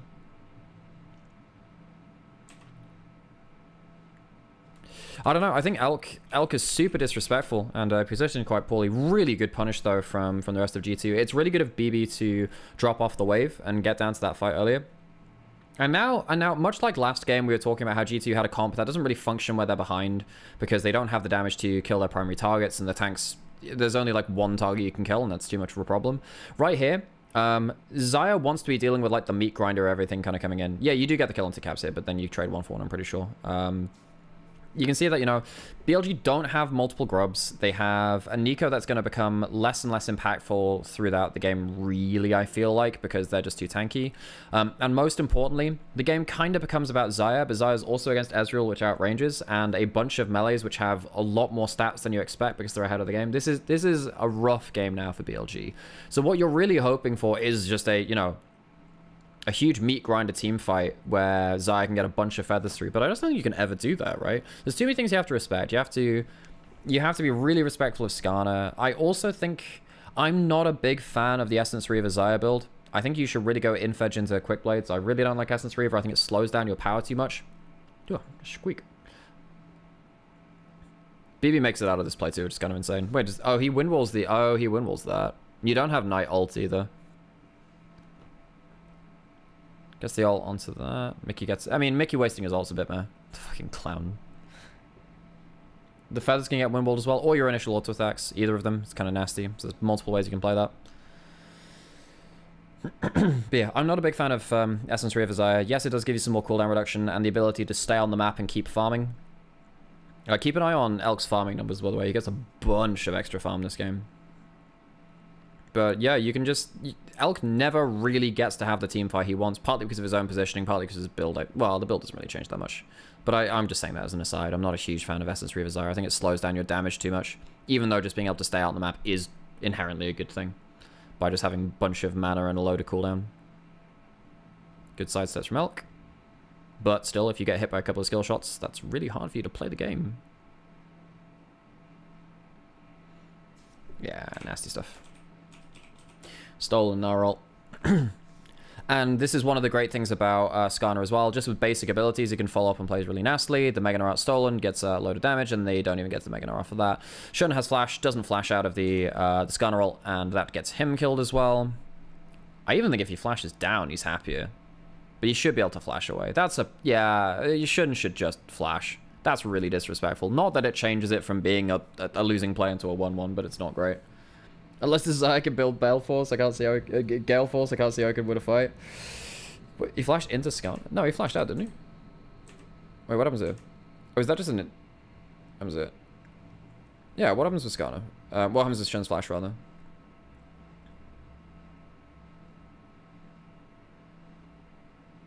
Yeah, hang on, when does he flash? Oh, is this just the overlay being delayed? Maybe it's the overlay being delayed. Oh, he fail flashes. What? He fail flashes? Oh no, Shun... I didn't even notice that. He just fucking fail flashes. Oh, Shun. Oh, no, no, no. He flashed anyway. He actually just fail flashed. Watch this, watch this, watch this. He flashes... Oh, Shun, no! Buddy! Oh, Jesus. I mean, that's just bad. I don't know, they must be super tilted in this game or something. I don't know. Shun gets almost nothing done in this game. Oh, Shun, that's bad. There goes my hero. Jesus, man. I mean, you got Leandries for Knight, who'll do better into solo lane matchups now he has the Leandries, but that's, I don't know, man. That's just bad.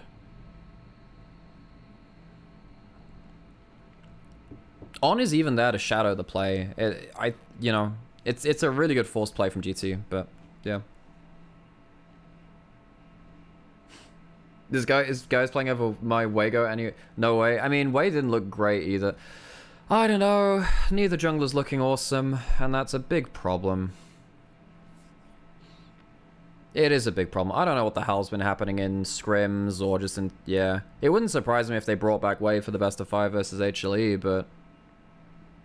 Yeah, I don't know what the hell's happened between junglers. You have Cosmic Drive now from Caps as well, gives you some extra HP. Worth noting that Silas's W heal now scales off of your HP as well, I'm pretty sure. So yeah, where's Wei? I mean, he played really badly in Swiss, so he is not on the team. Right, well, he's benched right now. Knight has anti-heal, which is going to up... I mean, the anti-heal is not awful, I guess, but it's not fantastic.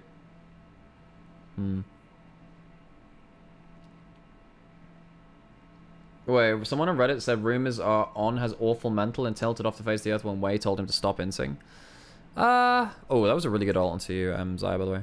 Like, you can see that Ezreal just stops Xayah from having HP to fight. Like, Xayah is in a really powerful spot, I guess, compared to the game state still. Even though he's 1k down, it's still Xayah with a 1.5 items against a melee team. So you can, but just making sure they're at half HP means they can't really play. They brought in Shun to stop On from inting. I mean... On did play better in game 1, but yeah, this game's not really on him, the Renata, but yeah.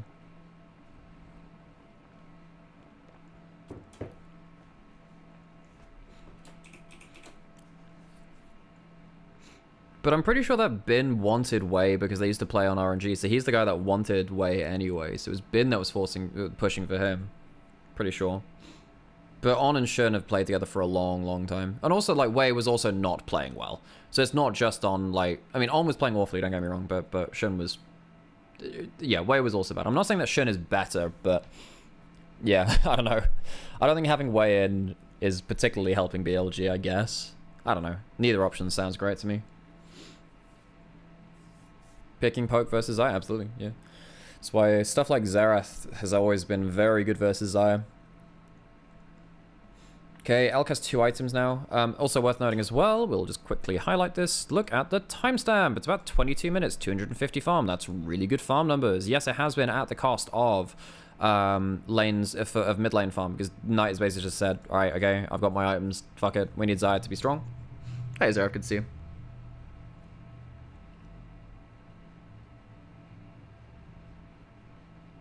Should have bought out Milky Way's contract. Did you see Milky Way play in summer? That's not a good thing. I think Milky Way had... I think people are massively overrating him now because he had a great spring. Good damage from Hans. Hans doing really well at the item spike, actually. This has been well played from Hans Sama. I think the last game was... Oh, he didn't really get to do much on the MF, but I think this game's been really good from the Ezreal.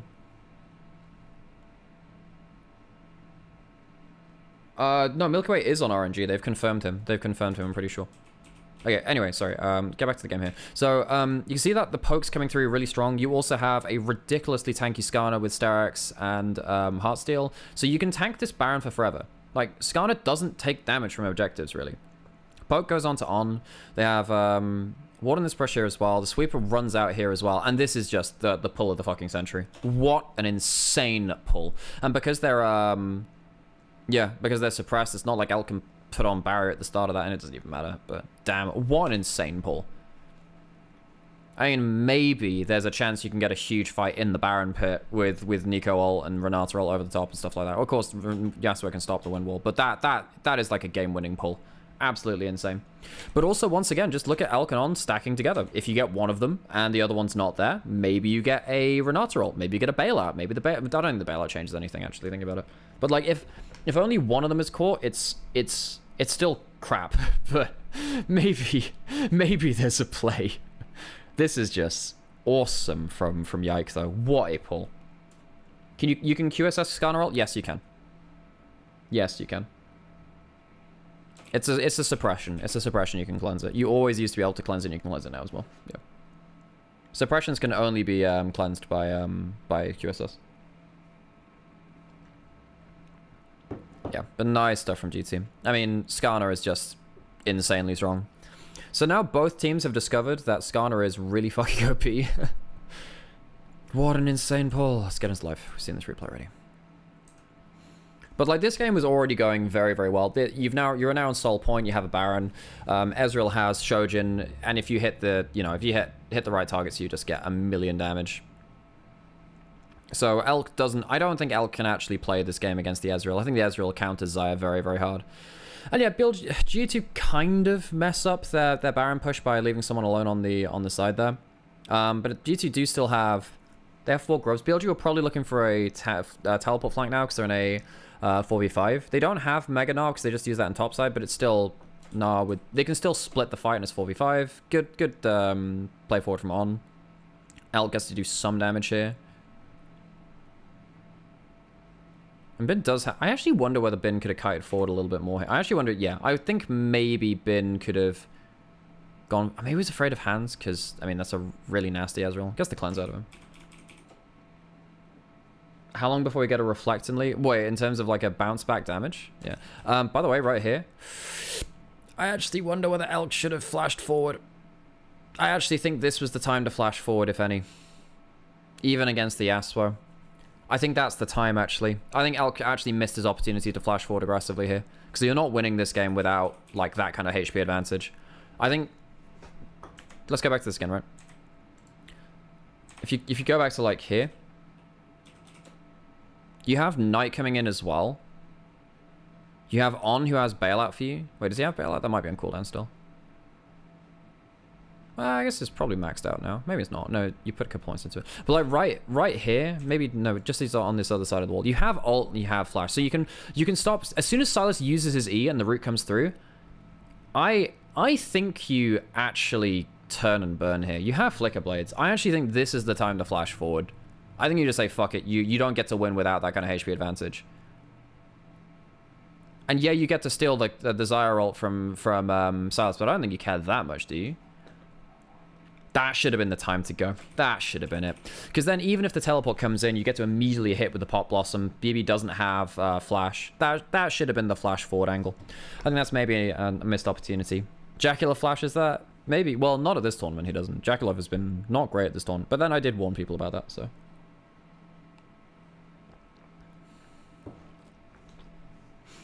3 items for Elk now and he has some armor pen. But just like, how do you get to play with that armor pen and that kind of item spike when Ezreal just gets to, you know, put you in this kind of position, which is a pain. Such a pain. See, like, the heal even comes through to give him the move speed to dodge out from some skill shots there. Man, BLG never really found any good fight. They found, like, one okay flank angle, but even then they couldn't capitalize on it.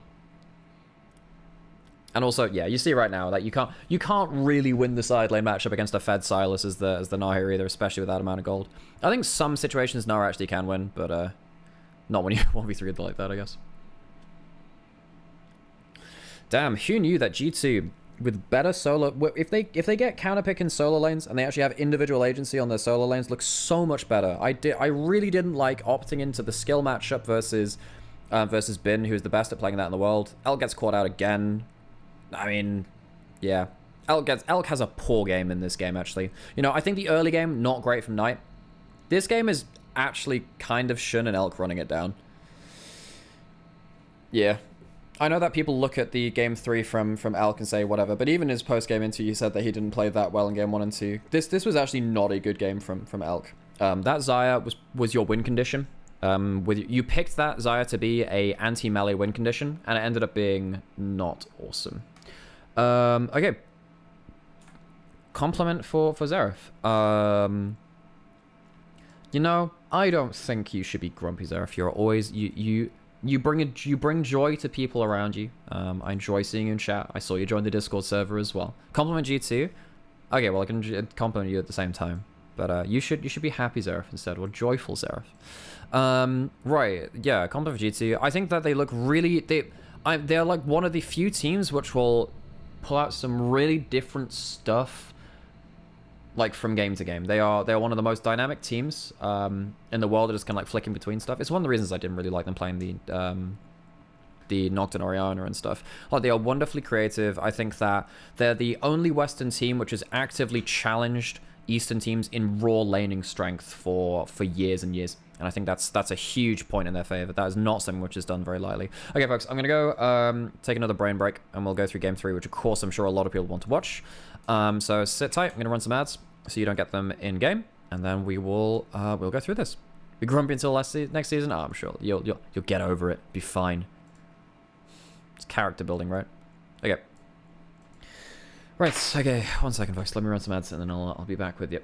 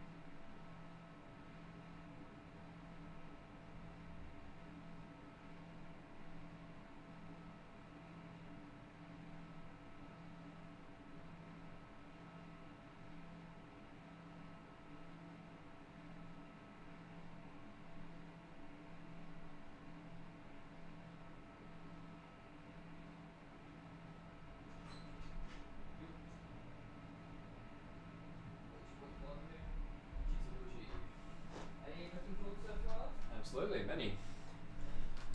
Okay, right. You get to get back to it, folks. I still have some Red Bull. Let's go. Cool. Okay, right. Game 3. Game 3. Oh, I can take these off, can I?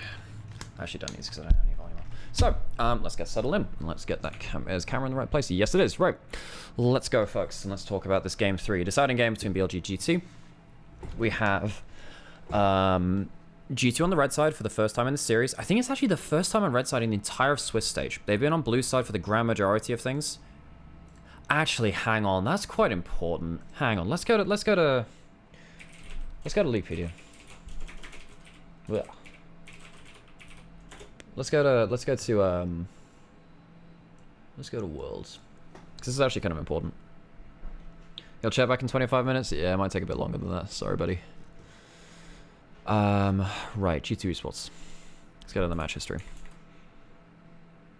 Bring it down here again. Match history. Because this is kind of important. So, World's main event. Blue, blue, blue, blue, blue, blue, red. Let's go to tournaments. Worlds. Win rates. Blue side has a 61% win rate, which is insane, actually, folks. This is... you know what? This actually does add something into this. Who's actually won red side? Hang on, let's just go to the tournament page. Match history for this. Main event. Who's won on red side? So, let's have a look. Blue, red. So there's one game by BLG, one game by Weibo against Damwon, one game by Team Liquid by Garm. Is this just main event? Where's all the main event? Is this all main event here? Okay, so it's not like that egregious. I mean, LNG... Okay, how many times have Damwon lost on blue side? Maybe that's better. So LNG beating them, that makes sense. Yeah, Damwon have lost three red side games, which definitely adds into it. Anyway, what I'm just saying is, the fact that BLG are on red side on red side here for the first time, but having their whole tournament on blue and then losing a load of their blue side is kind of bad. Because, like, that actually does add some stuff into it. If they couldn't beat those teams on blue side in a heavily blue side favored patch, that actually does revise my thoughts on them a little bit. I mean, they won the blue side game versus BLG. I guess there's something. Okay, right. Let's get into this and I'll stop moaning about blue side, red side. So, Jacksnar banned away. Ari banned away. Yone's banned, so that assumes that Aurora is going to be the last ban from G2.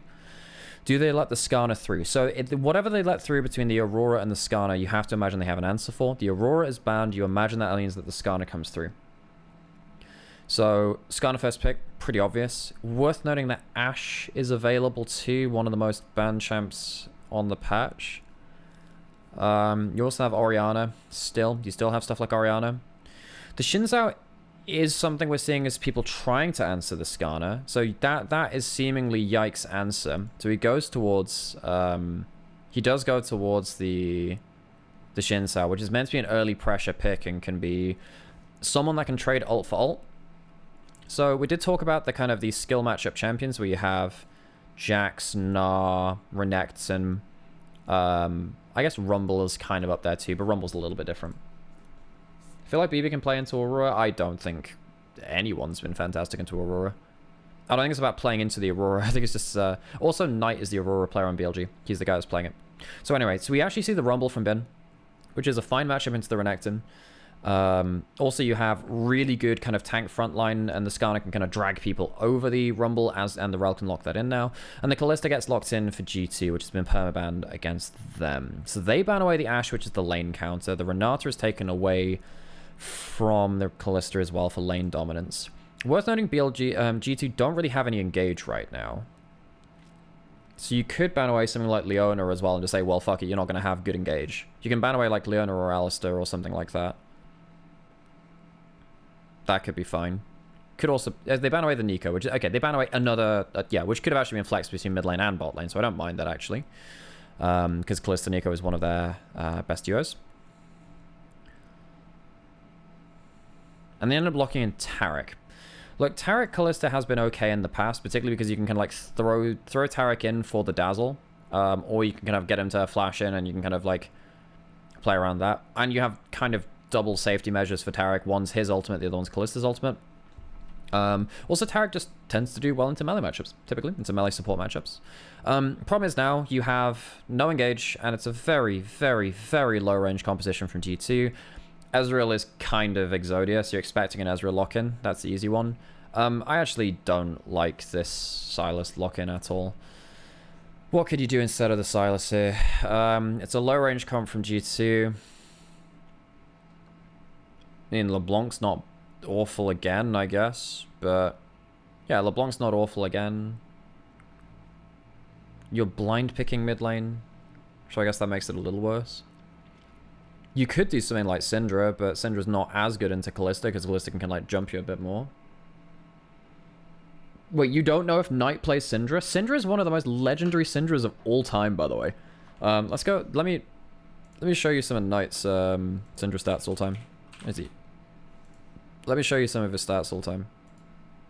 Syndra, 52 games, 80% win rate. Let's go to his Syndra stats. 41-11. 6.3 KDA. 80% win rate overall time. Head in CS, 3/4 of the time. Yeah, I think it's safe to say Syndra is Knight is a very, very good Syndra. Very, very good. Yep. I don't know if you talked about it yet, but I don't understand the obsession of Shinzao into Skarner that's happened. Hey, so I wasn't checking YouTube chat for a bit. That's my bad. So yeah, the Shinzao into Skarner. If Skarner is Shinzao can outvalue Skarner in the first levels of the game, particularly before level 6. And then also when it comes to late game, Shinzao can kind of trade ult for ult. So if Skarner ults him, he presses his ult and goes invulnerable, so they can kind of like both buy some time in the front line. Shinzao doesn't win versus Skarner. It's just one of the best answers to not lose very hard into Skarner. So what else would you pick for Knight here? What else would you pick?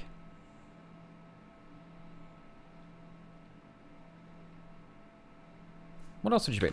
You know what? Screw it. Let me change my camera angle a bit. I don't think that Sylas is a great angle. I don't think that's a great angle. Let's go to Worlds again and let's just see what's actually been played and Let's see what's been played in mid lane. Yeah, those make sense. Smolder, is Smolder okay here? You don't really want to be waiting and scaling for that long. You're blind picking it. The Nico's already gone. LeBlanc's okay. Cassiopeia's too short range. You don't really want to play that. Jace would make you full AD. Well, no, you could go Jace. Yeah, you could. I mean, Jace's blind pick is kind of meh, because then you get Orianna or Syndra. Well, no, you're okay into them, I guess, but what's a good blind pick there? Hui would have been okay, but Knight doesn't play as much of that. He's okay at it, but...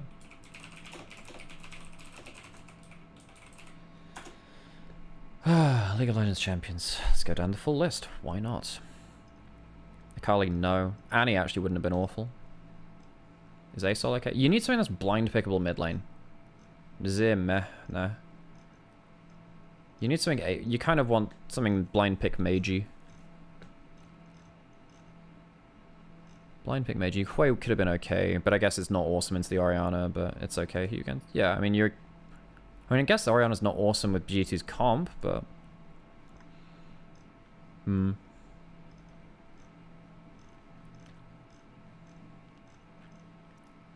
No, Lissandra's too short range. You want something that's long range and just has good value. You need a safe pick, range, something that does well into multiple melees.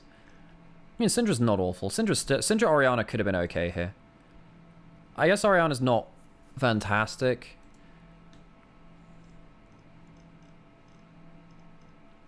I just don't... I mean, like, Sylas gets the Shinzao ultimates to steal and the Taric, which is okay. Well, Taric's okay.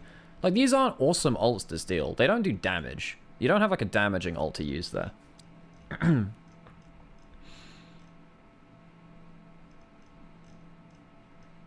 Yeah, I mean, Syndra's still probably better, actually. Tristana's meh. TF, you don't want a blind pick. Vex, I mean, could you Vex here, actually? Oh, I guess you don't know about the lane matchup. You could, you know what? I think you go LeBlanc still. I still think you go LeBlanc over everything else that's shown. I think LeBlanc is... How do you deal with LeBlanc, actually? They don't have the instant CC for her. Yeah, why don't you just not go LeBlanc? LeBlanc is better here. Yeah, I think you go LeBlanc. Syndra, LeBlanc. Syndra, yeah. I think either of them are fine. Sylas has 100% win rate. Yes, but that doesn't mean this is a good Sylas angle. That doesn't mean this is a good Sylas angle. But either way, like, Sylas doesn't have great ults to steal here. Sylas is not all about her ults. I think that's a common misconception. It's his most broken thing is his W and his like ability to kind of like get so much healing through fights. But yeah, it's not fantastic. Like the ults, you still need to have good ults for him to be played, really. And they go for the Rise. So the Ezreal is Exodia, as we said. The Ezreal is a big issue for G2 because they don't have a great way to get to him. Ezreal's fine in every laning phase. Nothing really punishes him right now in meta. Even the Kai'Sa struggles into him a bit. By the way, BLG could have also gone for Kai'Sa as well, and they could have done that. They could have even gone for like an AD mid and then Kai'Sa. So for instance, they could have gone for Lucian, actually. They could have gone for Lucian in mid lane. And kind of played around the lane bully there and just having his culling his longer range, and then you play towards like a Kai'Sa or something like that. Yeah, even Lucian would have been better for Knight, actually, thinking about it, I think. And now so now you do have some bonus stuff where you do have Rise ult you can steal as a semi-global, which is kind of nice. And you can also, like, have some really bullshit Kalista ults onto Skarner. I actually don't know whether he drags people back with him if he ults and then you ult. But that's really funny. And Shinzao ult's really good for your extended fight potential as well. And Taric as well. So there are some bonuses there, but... yeah, this is still a draft. I don't know. Ezreal is Exodia for BLG. But I think that G2 got away with, like, that Sylas. That Sylas is quite easy to deal with. Wait. From the play of this game? Wait, I haven't seen the clip of Dom reacting to anything.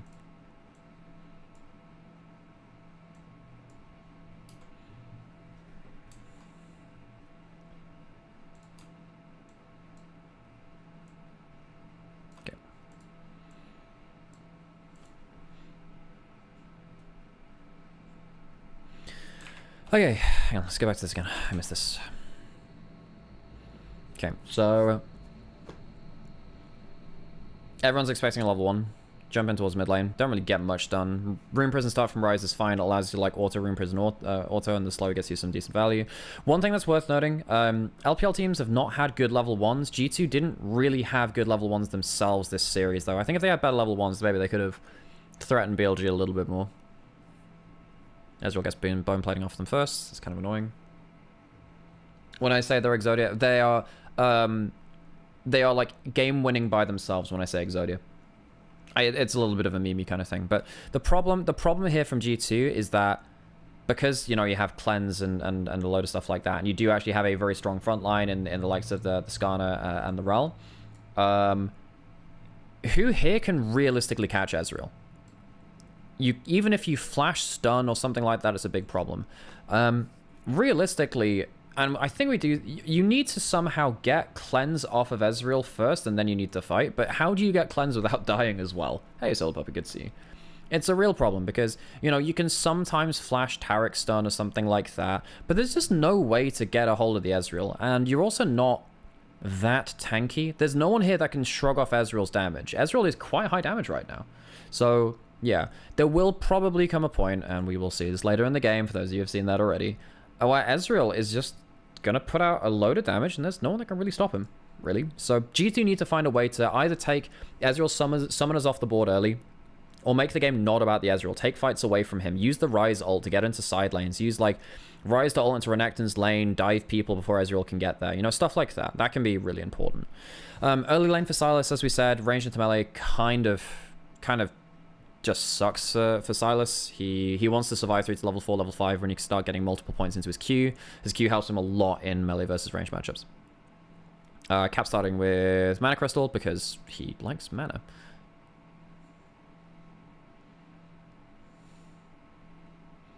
Xin Sao just going full clear towards bot. Nothing really special happening there. Same with Shin, top to bot.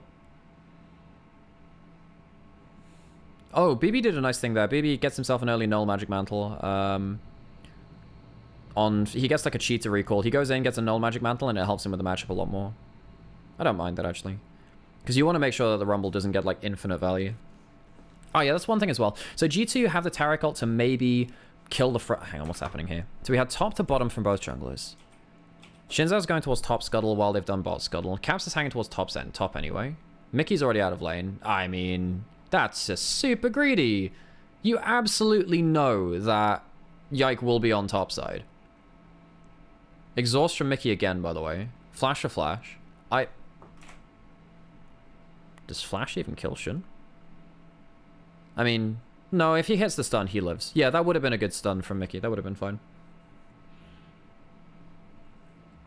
That would have, yeah. Okay, so... oh, hang on. Wow.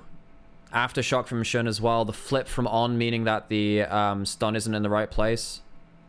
Oh, that flip out of the stun is nasty. The flash means nothing. And then, okay, that saves things. That actually saves things. The teleport from Knight and the flashes really does save things. Because now you have double scuttle from Shun and first assist. The kill goes to on, but also, I mean, that's a real nasty situation. Wave's frozen out in mid lane again. For another time in the series, and we've seen how powerful that can be. Shun, Knight now has multiple points in his queue, so he can control the wave a lot better now. You can see that Mickey's had to stay here. This is actually a mistake from BLG. They should have gone on to Mickey instead of onto Caps, because Caps, I mean, Mickey has no... Hang on, could they get Mickey? No, they can't, not from that position. So they get everything there. Do they have any more flashes to use? No, they flash forward with on.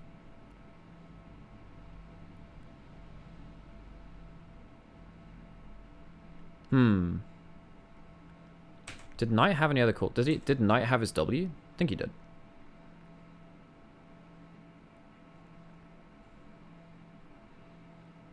Yeah, so they get Caps flash out after he's used his teleport. So now Caps is in a really bad spot because Caps' lane is completely fucked. Wait, is it? No, he might still be able to. If it's slow pushing in, he might be okay. Bin's overstayed topside, doesn't hit that first E. If he hits that first E, I think Broken Blade doesn't have the move speed to chase him down. I also think if Bin...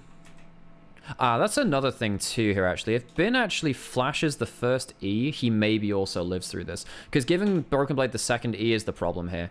So he gets hit by that second E anyway. But if you flash the first E, he doesn't get the second amount of mobility and doesn't have his flash anyway because he led that play with the flash. So that's something which potentially Bin could have done to save himself there. So really, really big early access from both the junglers so far, really using their level 3 spikes. And you can see that Xin Zhao can force plays really, really well. Sometimes when Skarner, you know, Skarner can also force level 3 plays, but it means that Xin Zhao can also just give some early game impact. Mickey once again in bot side, kind of saving that lane a little bit. We'll say this game hasn't been about Kalista laning phase for G2, which I suppose it doesn't tend to be when you have the Taric as opposed to someone like Renata. Speed this up a little again. Kalista rotates first up towards Grubs. Mickey and On have both been on the roam a lot. It's not like you're close to level 6 on either jungler. Even though Kalista goes towards topside first, can they even do anything about this? No. Knight gets pushed in mid lane.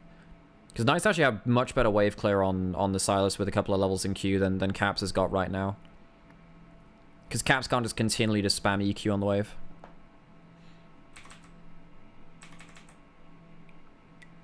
What happens with Ezreal here? Because Ezreal walks up, he pushed in a wave, he walks up. I actually think at this point, once you've got that first grub, I think actually at that point you can leave as Ezreal. And I don't think you should be the one clearing this mid wave. Showing a mid wave is a bit of a problem, because that means that BB gets a fair amount from bot lane for free.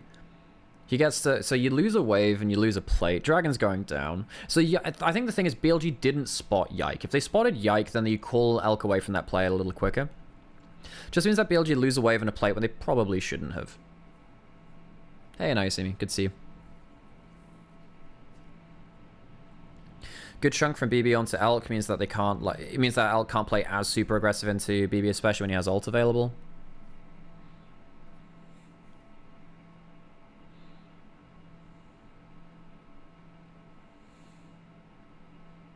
Elk lands a W, doesn't manage to proc it, sucks. Good extended Q, enraged Q onto, not enraged, empowered Q onto Elk, doesn't actually get a trade back. The E damage doesn't come through onto BB, which sucks for him. So BB's actually playing well on the weak side there. Elk's not got a huge amount of damage.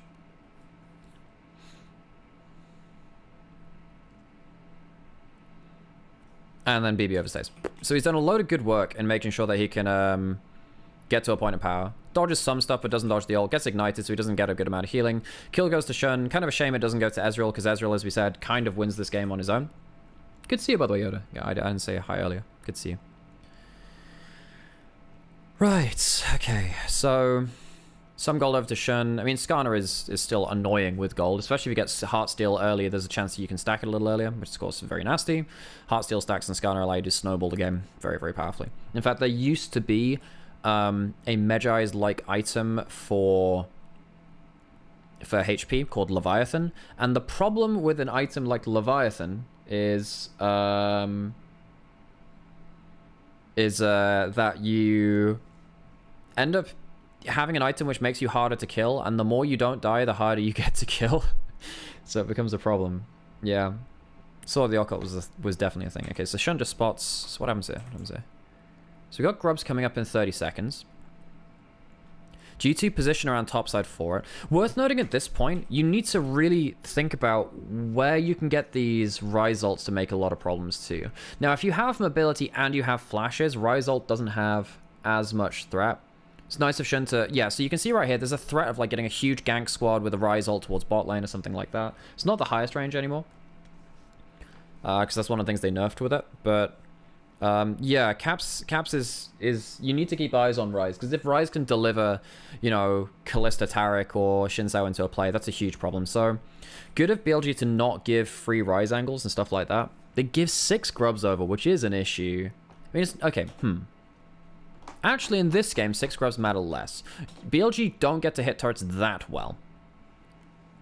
BLG actually get 4 Grubs and they teleport bot side instead. They share gold from first turret between 3 members, pot one of that being Rel. That kind of sucks. You didn't really want to give that gold over to Rel if you could help it. And they still leave plates. They still leave something over on the other side to be used. And they use Knight teleport for it. Knight uses that gold to get himself first item completion.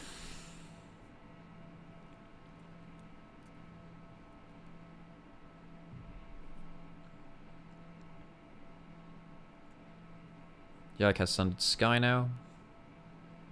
I wonder if we'll ever see Titanic Hydra Shinsei come back. It means you can kind of like go through your Q cooldown more, which is kind of nasty. Knight has Sweeper as well. No big Rise ults just yet. If D2 got 6 Grubs this game, Rise would have been a bigger problem. By the way, it would have been a bigger problem, not would have. Because would have comes from would have, which is would have, but truncated. Just so you know. It's one of those things about the English language. It's fun. Bin's on vision. Pain. Caps flashes for the kill. But yeah, Rise is actually getting some good value. Rise is someone that can kill Skarner. I think the one thing which G2 might be able to do is just pop Taric ult and just get a huge amount of damage from Rise and Kalista onto the same target and just like kill Skarner. I actually think this is not a bad answer into Skarner, because Rise has enough consistent DPS if Skarner doesn't actually get directly on top of him to be a big pain.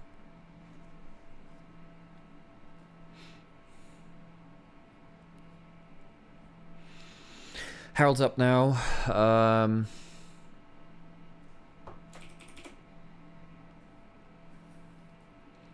BLG probably want to use that to break up a mid lane if at all possible. Because BLG have 4 melees, it's harder for them to hit turrets. They can't use the Grubs that well unless they're teleporting across the map, making a mismatched map state, and forcing G2 to not defend a turret and then instead push somewhere else on the map. That's how you use Grubs as melees.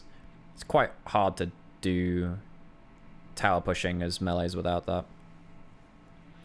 Broken Blade has Stride Breaker now. Okay.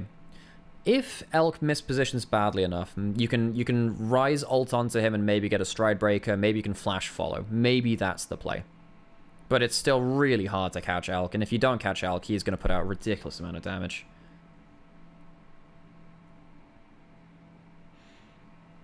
Got Dragon coming up in 2 minutes.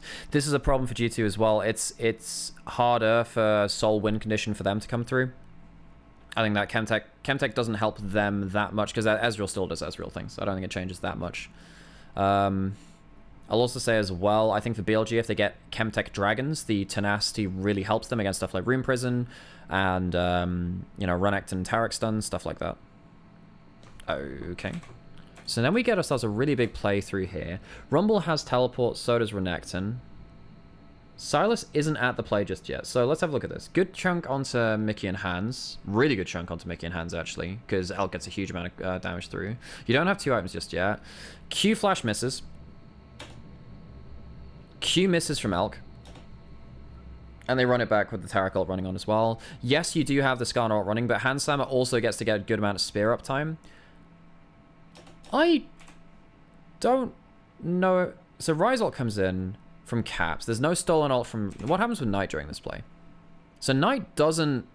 So Knight starts roaming down, and he doesn't look to cancel the Ryze, because he could cancel it with E. So we get ourselves like a 1-for-1 at this point. Ah, really well played from Yike. Oh, this is really good from Yike. Watch this, right? Because he uses his Q, right? And he gets himself the Q knockup. And I don't think Elk realizes that, because he instantly gets knocked up by the Shinzao. Because if Elk manages to get out of this a little earlier, he doesn't take nearly as much damage.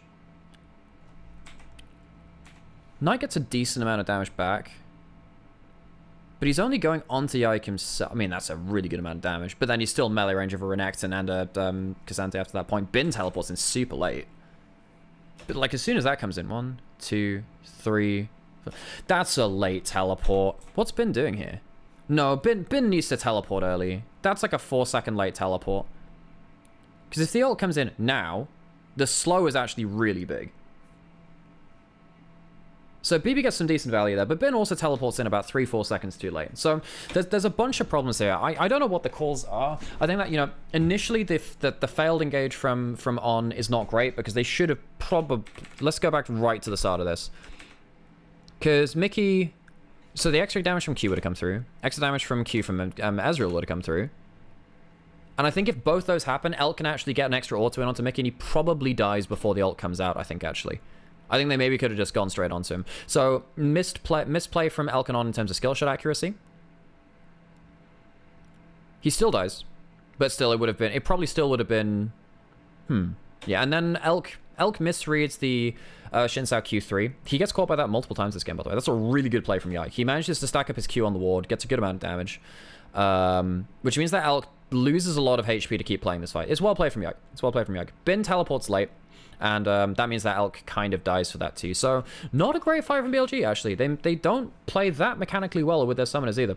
Really opportunistic from G2. Also, then, of course, Knight didn't stop the initial Ryze ult coming through as well, which I wonder whether that works out in favor of BLG too. So, there's a bunch of things which go wrong from BLG. The Skarner ult kind of delays the Taric ult from having that much value. Shin can't get that much done. He doesn't get that many Heartsteel stacks either, really. Okay, so BLG get themselves Dragon off of the reset, which gives them a Chemtech Dragon, which gives them some tenacity and heal and shield power, which can actually be very important. Skarner benefits from the heal and shield power, and the tenacity affects really everyone, but particularly the Ezreal just makes it that much harder. Mid lane turret goes down because of that Herald. Did say that BLG kind of needs a hard force to be able to hit turrets, which is kind of sucky. It's kind of hard for them to get value out of that. We're also getting to a point too now where it's quite difficult for... So, in the early game, Sylas doesn't have that much value against this composition. The later the game goes, the better Sylas gets, because he does get, you know, a bunch of HP and a bunch of resist. It's still really hard for you to buy time through the Taric ult, though. G2 also have a pretty good anti-melee comp. If everyone's playing in melee, I don't think that Sylas gets to play through all of his Ws and stuff like that, which is a pain. Caps makes a huge mistake here. This is a huge mistake from Caps. So he turns up bot side, tries to get himself some outer turret gold, then teleport over to the other side. But, like, if you are going to make this play... So he goes back. They spot the vision plan being popped as he teleports topside. As he clicks teleport. But because Yike is not there, because he recalled, he ends up getting just completely blasted. I mean, that's not a good teleport from Ryze. And you can see that, you know, the other solo laners are fighting that, that's whatever. But Elk gets to clean up as well. Yeah, the Taric ult comes through, but that's what? Yeah, 1 for 2 topside? And also one of those kills goes over to the Ezreal. That's disaster. That's disaster. You cannot teleport like that. Yes, I know you're trying to, like, economic victory through the Ryze, but you've ended up giving outer turret gold over to Elk instead. lose a wave. Ryze doesn't get that value, and you end up giving a good kill trade over to BLG. Mid lane turret is still fine. That is still fine. They get something out of that. But it's still really risky teleport. You know, if Yike hadn't recalled, maybe they can play that out. Because maybe he can interrupt Shun from getting under tower, or they can kind of outplay it under tower as well, because Xin Zhao's still within a decent power spike of early to mid game. And now you have Baron available, so anything that happens beyond this point is Baron is also on the table, which is quite terrifying from G2. You have 2 items from Ezreal. He's going towards Shojin next as well. I think 2 items is obviously scary. 3 items with Shojin is just such a huge spike. He doesn't need to care about resists coming through as well. Because, look, in early game, Renekton and Xin Zhao are hard to kill. One, because Xin Zhao has his ultimate and... Well, because they have their ultimates, really. They have a bunch of HP stacking, they have a bunch of healing as well. You have Sundered Sky, and you have Empowered Q from Renekton. This is not resists. If they were resists, maybe Ezreal needs to go towards the Seryldas or something like that. You don't really feel like you're forced to in this game, though.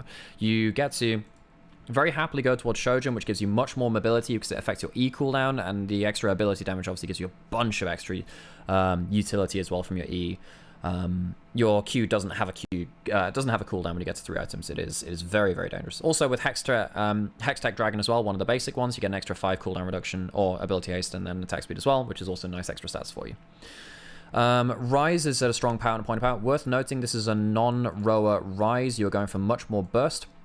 Seraph's and Cosmic Drive is much higher AP, much higher spike in the early game. You go towards something like Deathcap as well, if you really want to after that point, or you can even go Zhonya's if you really feel like you need to go that defensively. Oh, that is a... Okay, so while we're talking about this, fantastic Ryze ult. So what happens here with the Elk? What happens with Elk here? So Shun's with him, trying to shadow him. On's within the vicinity as well. So what happens here? I think Elk immediately needs to... E-flash, by the way. Because you don't have Ryze flash, there's no flash follow from Ryze. Yeah, this is actually Elk being... As soon as this route hits, Elk's fucked up. That's actually not good from Elk. You immediately want to do one of 2 things. You either go this way or you go that way. But you need to immediately get out of dodge. If you really want to, I think you E-flash or just E early to go this way, and then you keep hitting Q onto blue buff if you can't hit anything else. Shun should be fine. Shun has flash and he's very, very tanky, but Elk makes a huge mistake here. Huge mistake. He doesn't have cleanse. He doesn't have cleanse. As soon as you see those 2 lights out there, you still have time to E-flash. But the fact that the root comes through makes things very, very difficult. Gives a point-and-click W from Xin Zhao, which means a huge amount of damage comes through. And Elk actually has to play this fight out from like 100 HP. Now, I know a lot of people were praising Elk from having... you know, surviving on 100 HP. He messes this fight up. This is actually bad from Elk, folks. This is actually bad from Elk. The more I watch back these games, the more I'm actually criticizing him. He misses a Q there critically as well. What happens with Xin Zhao? Yeah, you see, Yike stacks up his Q again on a blue buff, and he just flash knockups onto Elk, which means that he can't play out the fight again. Yes, the Taric, and this is important, right? Because he goes on to the Ezreal just as the Taric comes into G2, because maybe Elk could have gotten the Taric. I don't know whether he had E available, but he could have gone E into it, or he could have just used the fact that his front line is invulnerable to do a lot of damage. But he doesn't. He ends up having to go back around the back here. BLG have to retreat. Bin doesn't have something like a Zhonya's. And yes, like, Knight ends up going down here. But all of this fight is actually on Elk. This is actually on Elk. I walked away from this series thinking, oh my god, Elk has completely carried this game. Elk fucks this fight super hard, actually. This is almost how you straight up lose League of Legends. Good Q onto hands, actually. But it doesn't matter. But so you've lost yourself the dragon fight there. But that is just off of really greedy positioning from Elk and... misunderstanding what Xin Zhao could do. He's missing the Q stacking from Xin Zhao in the middle of the fight as well. You cannot get him within flash E range of the Xin Zhao at that point. Or you have to like immediately E out as he starts flash E-ing towards you and just hope you can get out of the play. Elk has actually completely fucked this fight. He also doesn't hit that plant early enough. The ult through is fine. Oh no, the ult's not fine actually. Because if he ults, he mistimes his ults as well, so he gets 0 damage from the Ezreal ult. Elk messes up that fight. And then obviously huge problem fight comes in. So G2 know that Ezreal is down and Skarner is down, so there is no huge fight potential from BLG, and there's no smite as well. They have teleport to come in with Ryze. They don't have Renekton. I think so based on what Cap said in his interview on Casual stream. They didn't realize that Rumble had teleport for this fight. Because they thought he teleported into the last one. Where did they think that Rumble went before this? Where was Rumble before this? Where did Rumble come from? Wait, no, there's no way that... No. No, there's no way they thought that Rumble teleported in. No, they literally see him on bot wave. That's not a bad equalizer. Bin tries his best there.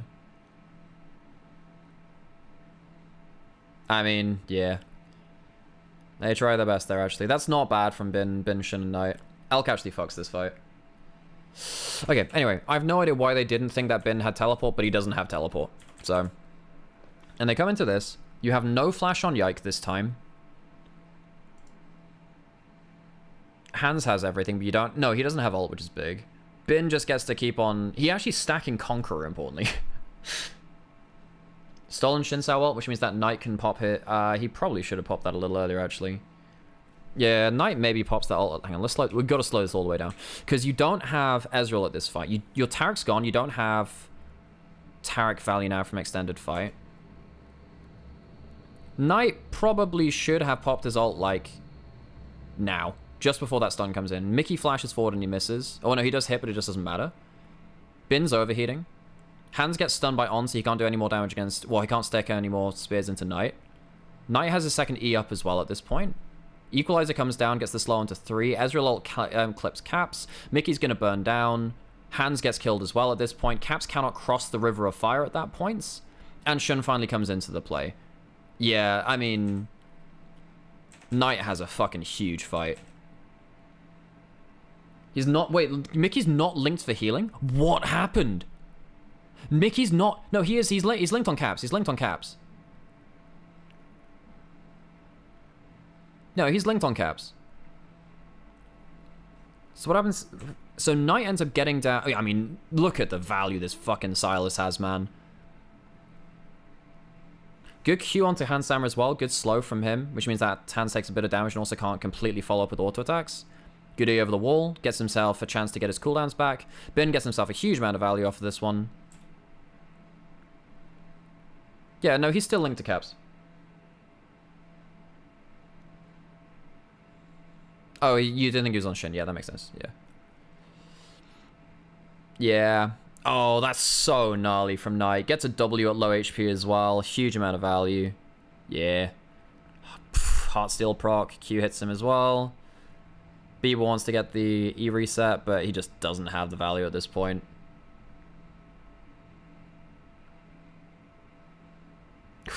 W healing, man. Silas into Renekton. Kind of nasty. If Caps did ult out, could he kill? No, he can't get across the equalizer. He can't get across the equalizer. It really doesn't matter. And then Elk turns back up. So G2 really massively misread that play. I don't know why they thought that Rumble didn't have TP, but he did. And there's no way you get away with Baron. And then obviously there's even the problem of that Elk would probably just come and kill you at the end of it if it goes too far. After Knight teleports over the wall, I mean he did have flash, maybe. Yeah, I think they panicked. They panicked a lot.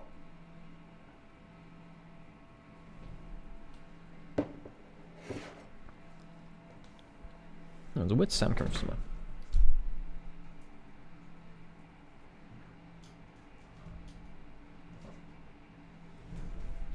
My plug was making some alarming sounds there for a second. Ugh. EU plug designs do not... They're not as good as the UK ones, we'll say that much.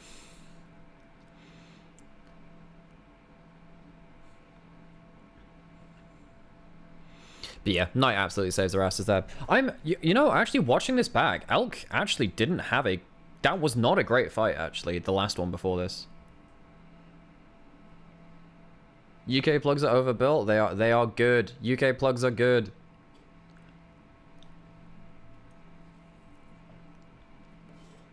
They're structurally sound. Very safe. Unless you stick a fork in them, which you shouldn't. They're too bulky. The amount of EU plugs and like American plugs that break because they're just structurally like really weak is a problem. Although the reversible nature is nice. The reversible nature is nice, I'll give them that. Anyway, so you have Zhonya's on Silas now, which is nice. You have Shojin on Ezreal now, which is absolutely insane. They go for the So Ezreal doesn't have Flash this time. Ezreal doesn't have Flash this time, and you do have Flash on Rise. So Elk ends up getting teleported on again. Look at that E cooldown, though. What? He hits 2 Qs and it's back up. This is why Shojin is so broken. This is why... Okay, let's time this again, right? Okay, so... What? Okay, so he... When does he E? When does he E? Now. So he does it at 26:54. Hits 2 Qs at 57. His E is on a 3-second cooldown with Shojin, 1 Hextech Dragon giving a little bit of cooldown reduction, and hitting 2 Qs. Oh my god. That equalizer gets the slow importantly as well. Knight gets to go back in. He doesn't steal an ultimate before. Could he have stolen an ultimate? I actually wonder if he could have waited a little bit for that E2. I think he could have waited for his E in general. What could he steal? He can steal a couple of things, right? He steals the cholesterol, but he could have maybe... No, the Terracult maybe is still down. He's fine at this point, but... Knight then kind of goes in and dies. That's not a great fight from Knight, actually. He's too quick on the first E. The second one gets him killed. I mean, it's still 2 kills back-to-back against G2, but yeah.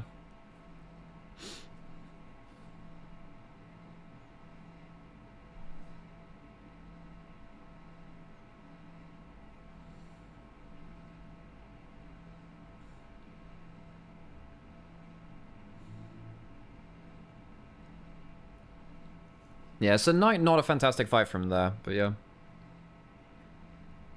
Caps, even though Flash, even though he's 100% dead. Let me have a check back on that.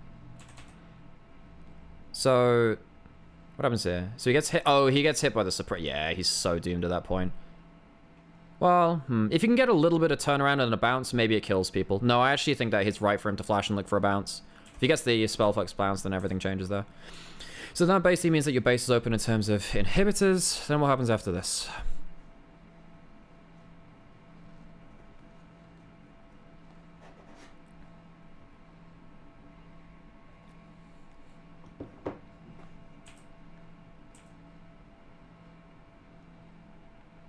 Oh yeah, we get ourselves towards the fight. Is the pause in here? Do they have the pause? No, they cut out the pause, I think. Yeah, they cut out the pause in the video. Yeah. Yeah, well, Ezreal, once he has Shojin, has so much E cooldown that he just gets to get a second E as you're engaging onto him. So if you, by the time the Rise E come... This is a problem now. Actually, when you have this amount of items and cooldown reduction, you E while the Rise ult is showing on your screen, and then by the time they get on top of you, you have another E. That is insane to me.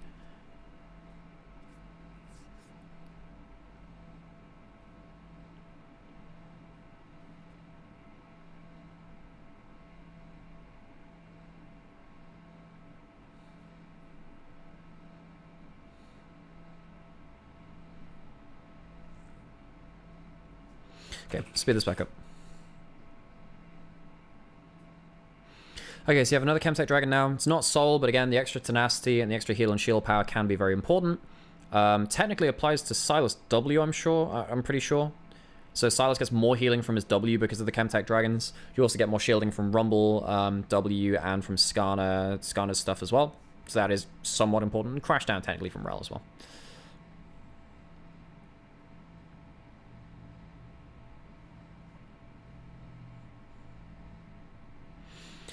Four Grubs doing work. BLG take even more gold across the board.